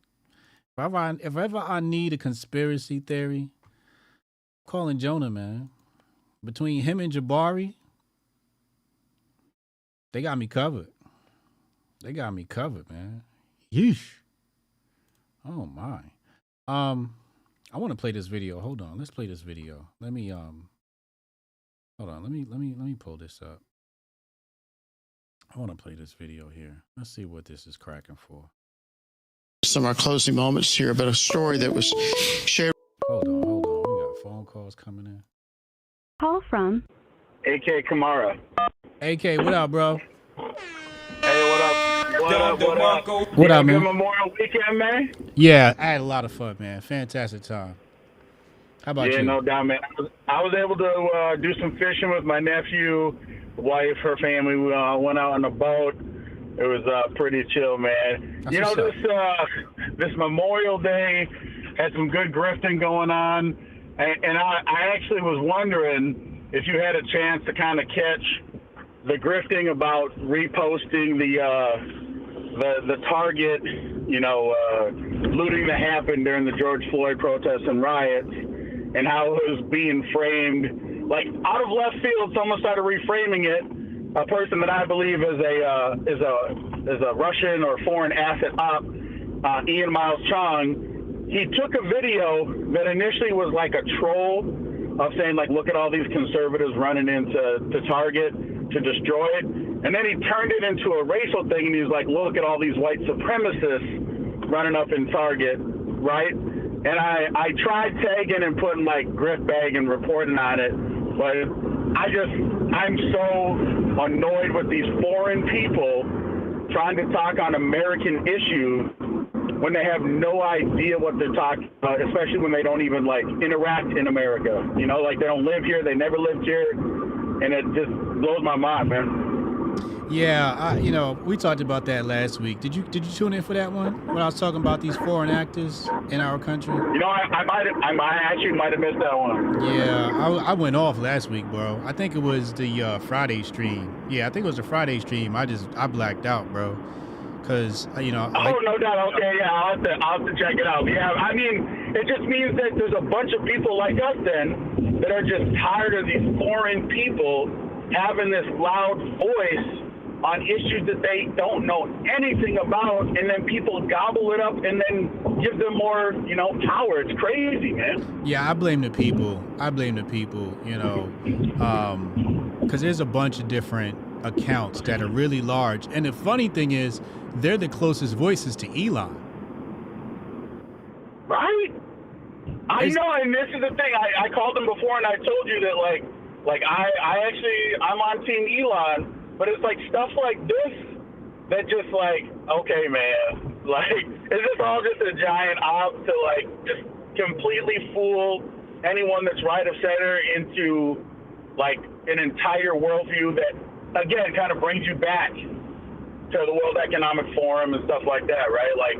Get a bunch of people to have these voices. The other guy that does these spaces is this Mario Nafwal. Now that's right? That's who I was talking about. Now you're hitting the nail on the head. Say his name again. Yeah. Mario Nafwal. Yeah. And it's the same thing, right? You get all this prominence, you bring up all these people, and then people got questions. It was actually interesting. So I do a lot of Twitter spaces with a group of people, and they named the space Mario Spaces Suck, right? And then he actually came in the space to defend himself, and he started taking arrows, man. People were asking, so how'd you get this money? Are you trying to influence all this different stuff? And he was kind of shook, man. It was kind of a trip. But my whole point, though, is that, that griftiness of where you all of a sudden start pushing racial stuff when you've never lived in America, I have no appetite for it. It's just that's just craziness to me, man. If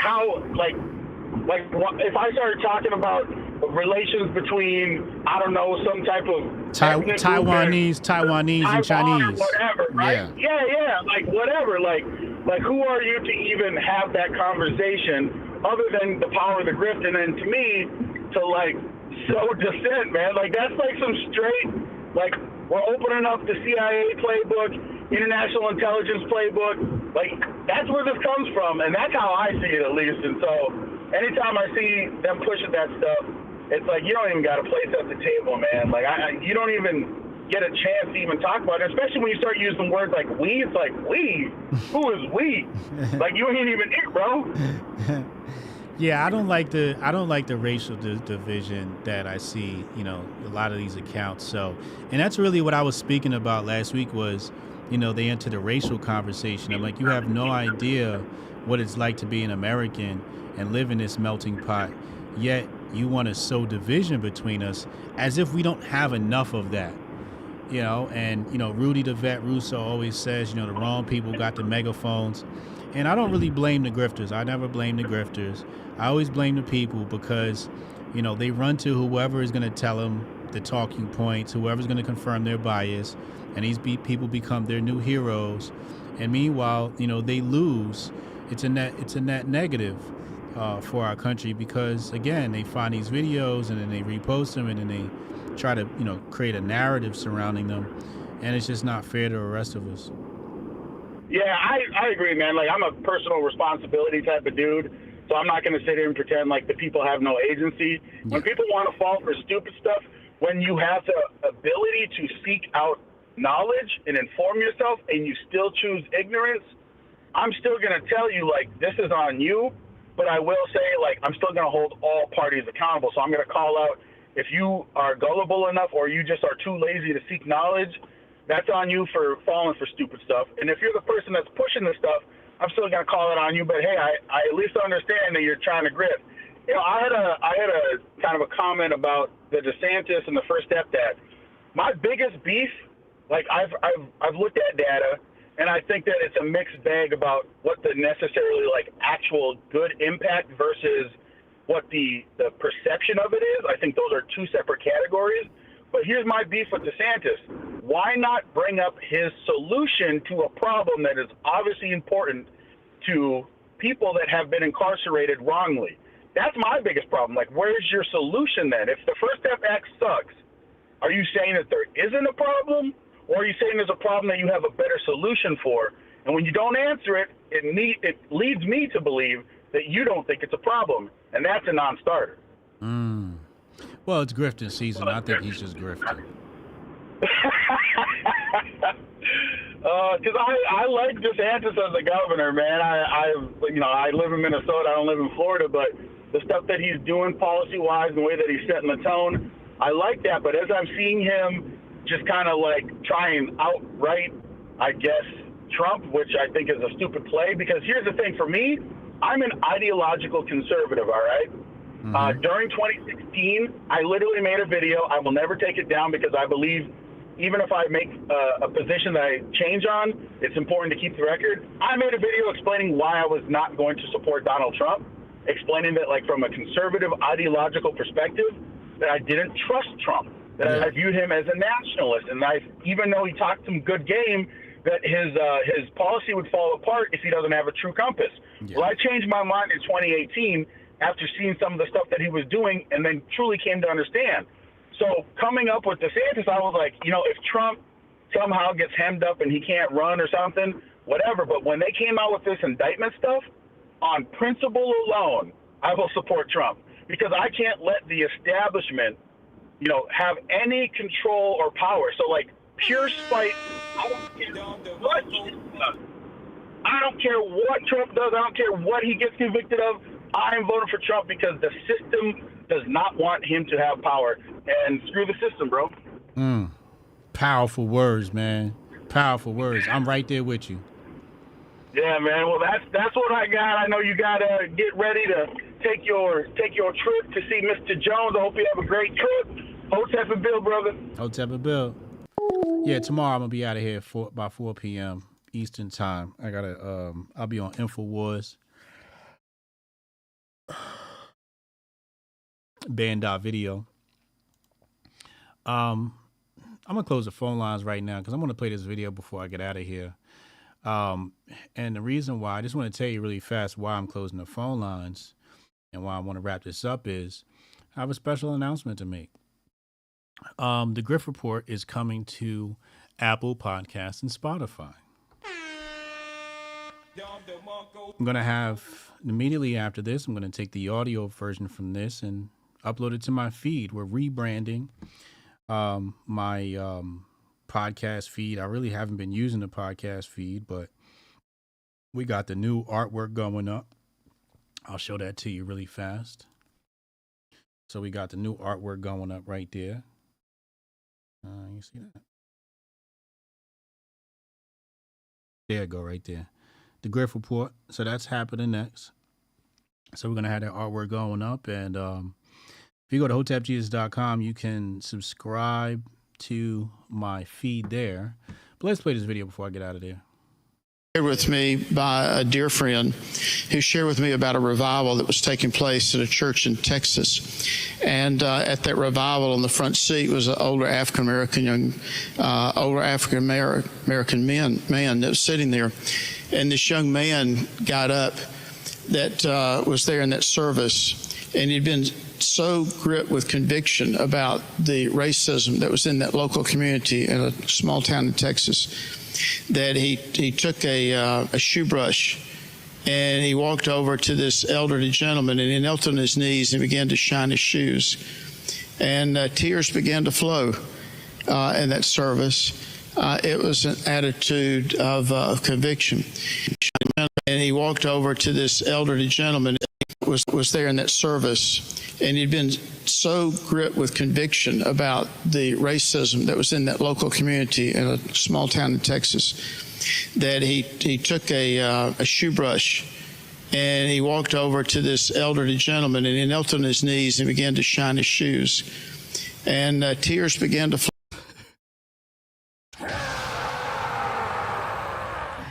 All right, I see where this is going. Hold on. Flow in that service. It was an attitude of conviction. So I invite folks just to put some words to action here. And if we need to find somebody that needs to have... He meant to say actions to words, but it's cool. ...have their shoe shine, we need to just go right on over and shine their shoes. And...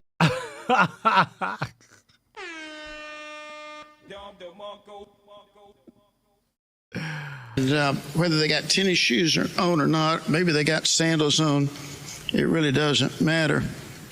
Now, when I saw this, Stu Peters, he said Chick-fil-A CEO Dan Cathy says all whites should get on their knees and shine black people's shoes with a sense of shame and a sense of embarrassment. I was like, nah, there's no way this guy said that. Well, yeah, actually he did say that. And it looks like this guy is now shining a black man's shoes. What the hell's going on here? Wait. And shine their shoes. And whether they got tennis shoes on or not, maybe they got sandals on, it really doesn't matter. But there's a time in which we need to have, some personal action here. Maybe we need to give him a hug too, brother. And some stock in Chick-fil-A. See, you heard what the brother said. You heard what the brother said. I'm gonna let him finish, and I'm gonna come back to that part.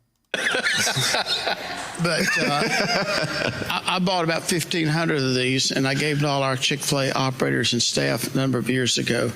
And so any expressions of a contrite heart, of a sense of humility, a sense of shame, a sense of embarrassment, beget with an apologetic heart, I think that's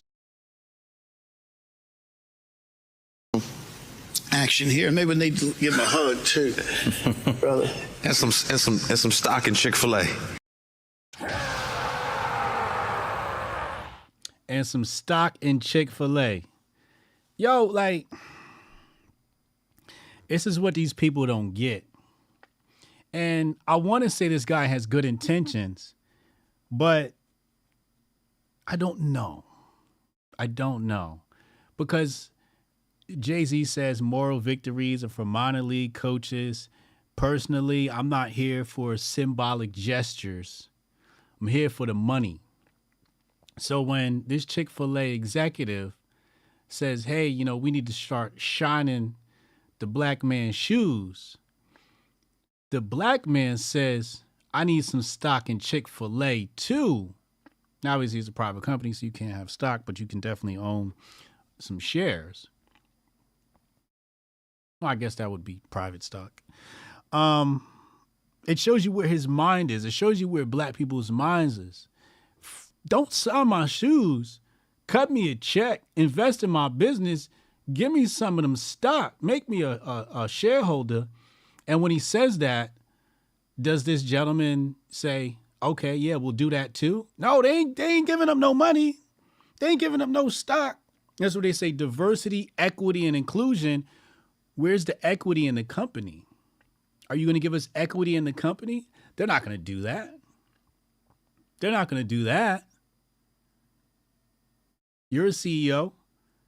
You got shares in the company, more than likely. Are you going to give up your stock in Chick-fil-A and give it to a brother? Don't shine my shoes, cut the check. Don't shine my shoes, cut the check. But he didn't even respond to that. Let's look at his response.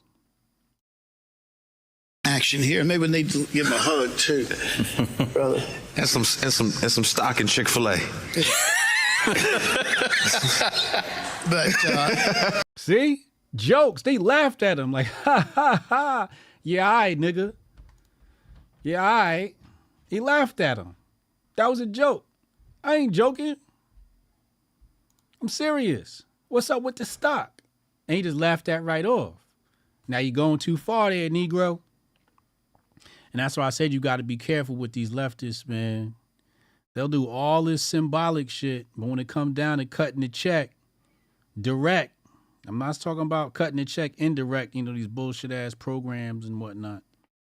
When it comes down to cutting the check direct, giving up the stock, they start laughing. All of a sudden, there's a lot of jokes. All of a sudden, everything's funny. Everything's comedy now. I'm Hotep Jesus. I'm here every Monday through Friday, 2 p.m. I won't be here this Friday, but I'll probably live stream behind the scenes. I'll be at the Gutfeld show. But I'm here every Monday through Friday, 2 p.m. Eastern time for the Grift Report. Hit the subscribe button. Hit the bell for the notifications. Jig the algo. Hit the like button. We didn't do too well with the likes today, but it's okay. There's always tomorrow. make sure you hit the link in the description box below to get your humongous discount on Master Focus. And I'll see y'all tomorrow, man. Hotep and Bill. Most of you will be replaced by AI, but it doesn't have to be this way. You can become AI resistant, but you will need to outperform the machines. You may not think this is possible, but it is. The infiniteness of human consciousness is more infinite than the power of the machine. You may not know how to tap into this power, but we do, and we will show you how. Join us in this journey to make the machine our servant.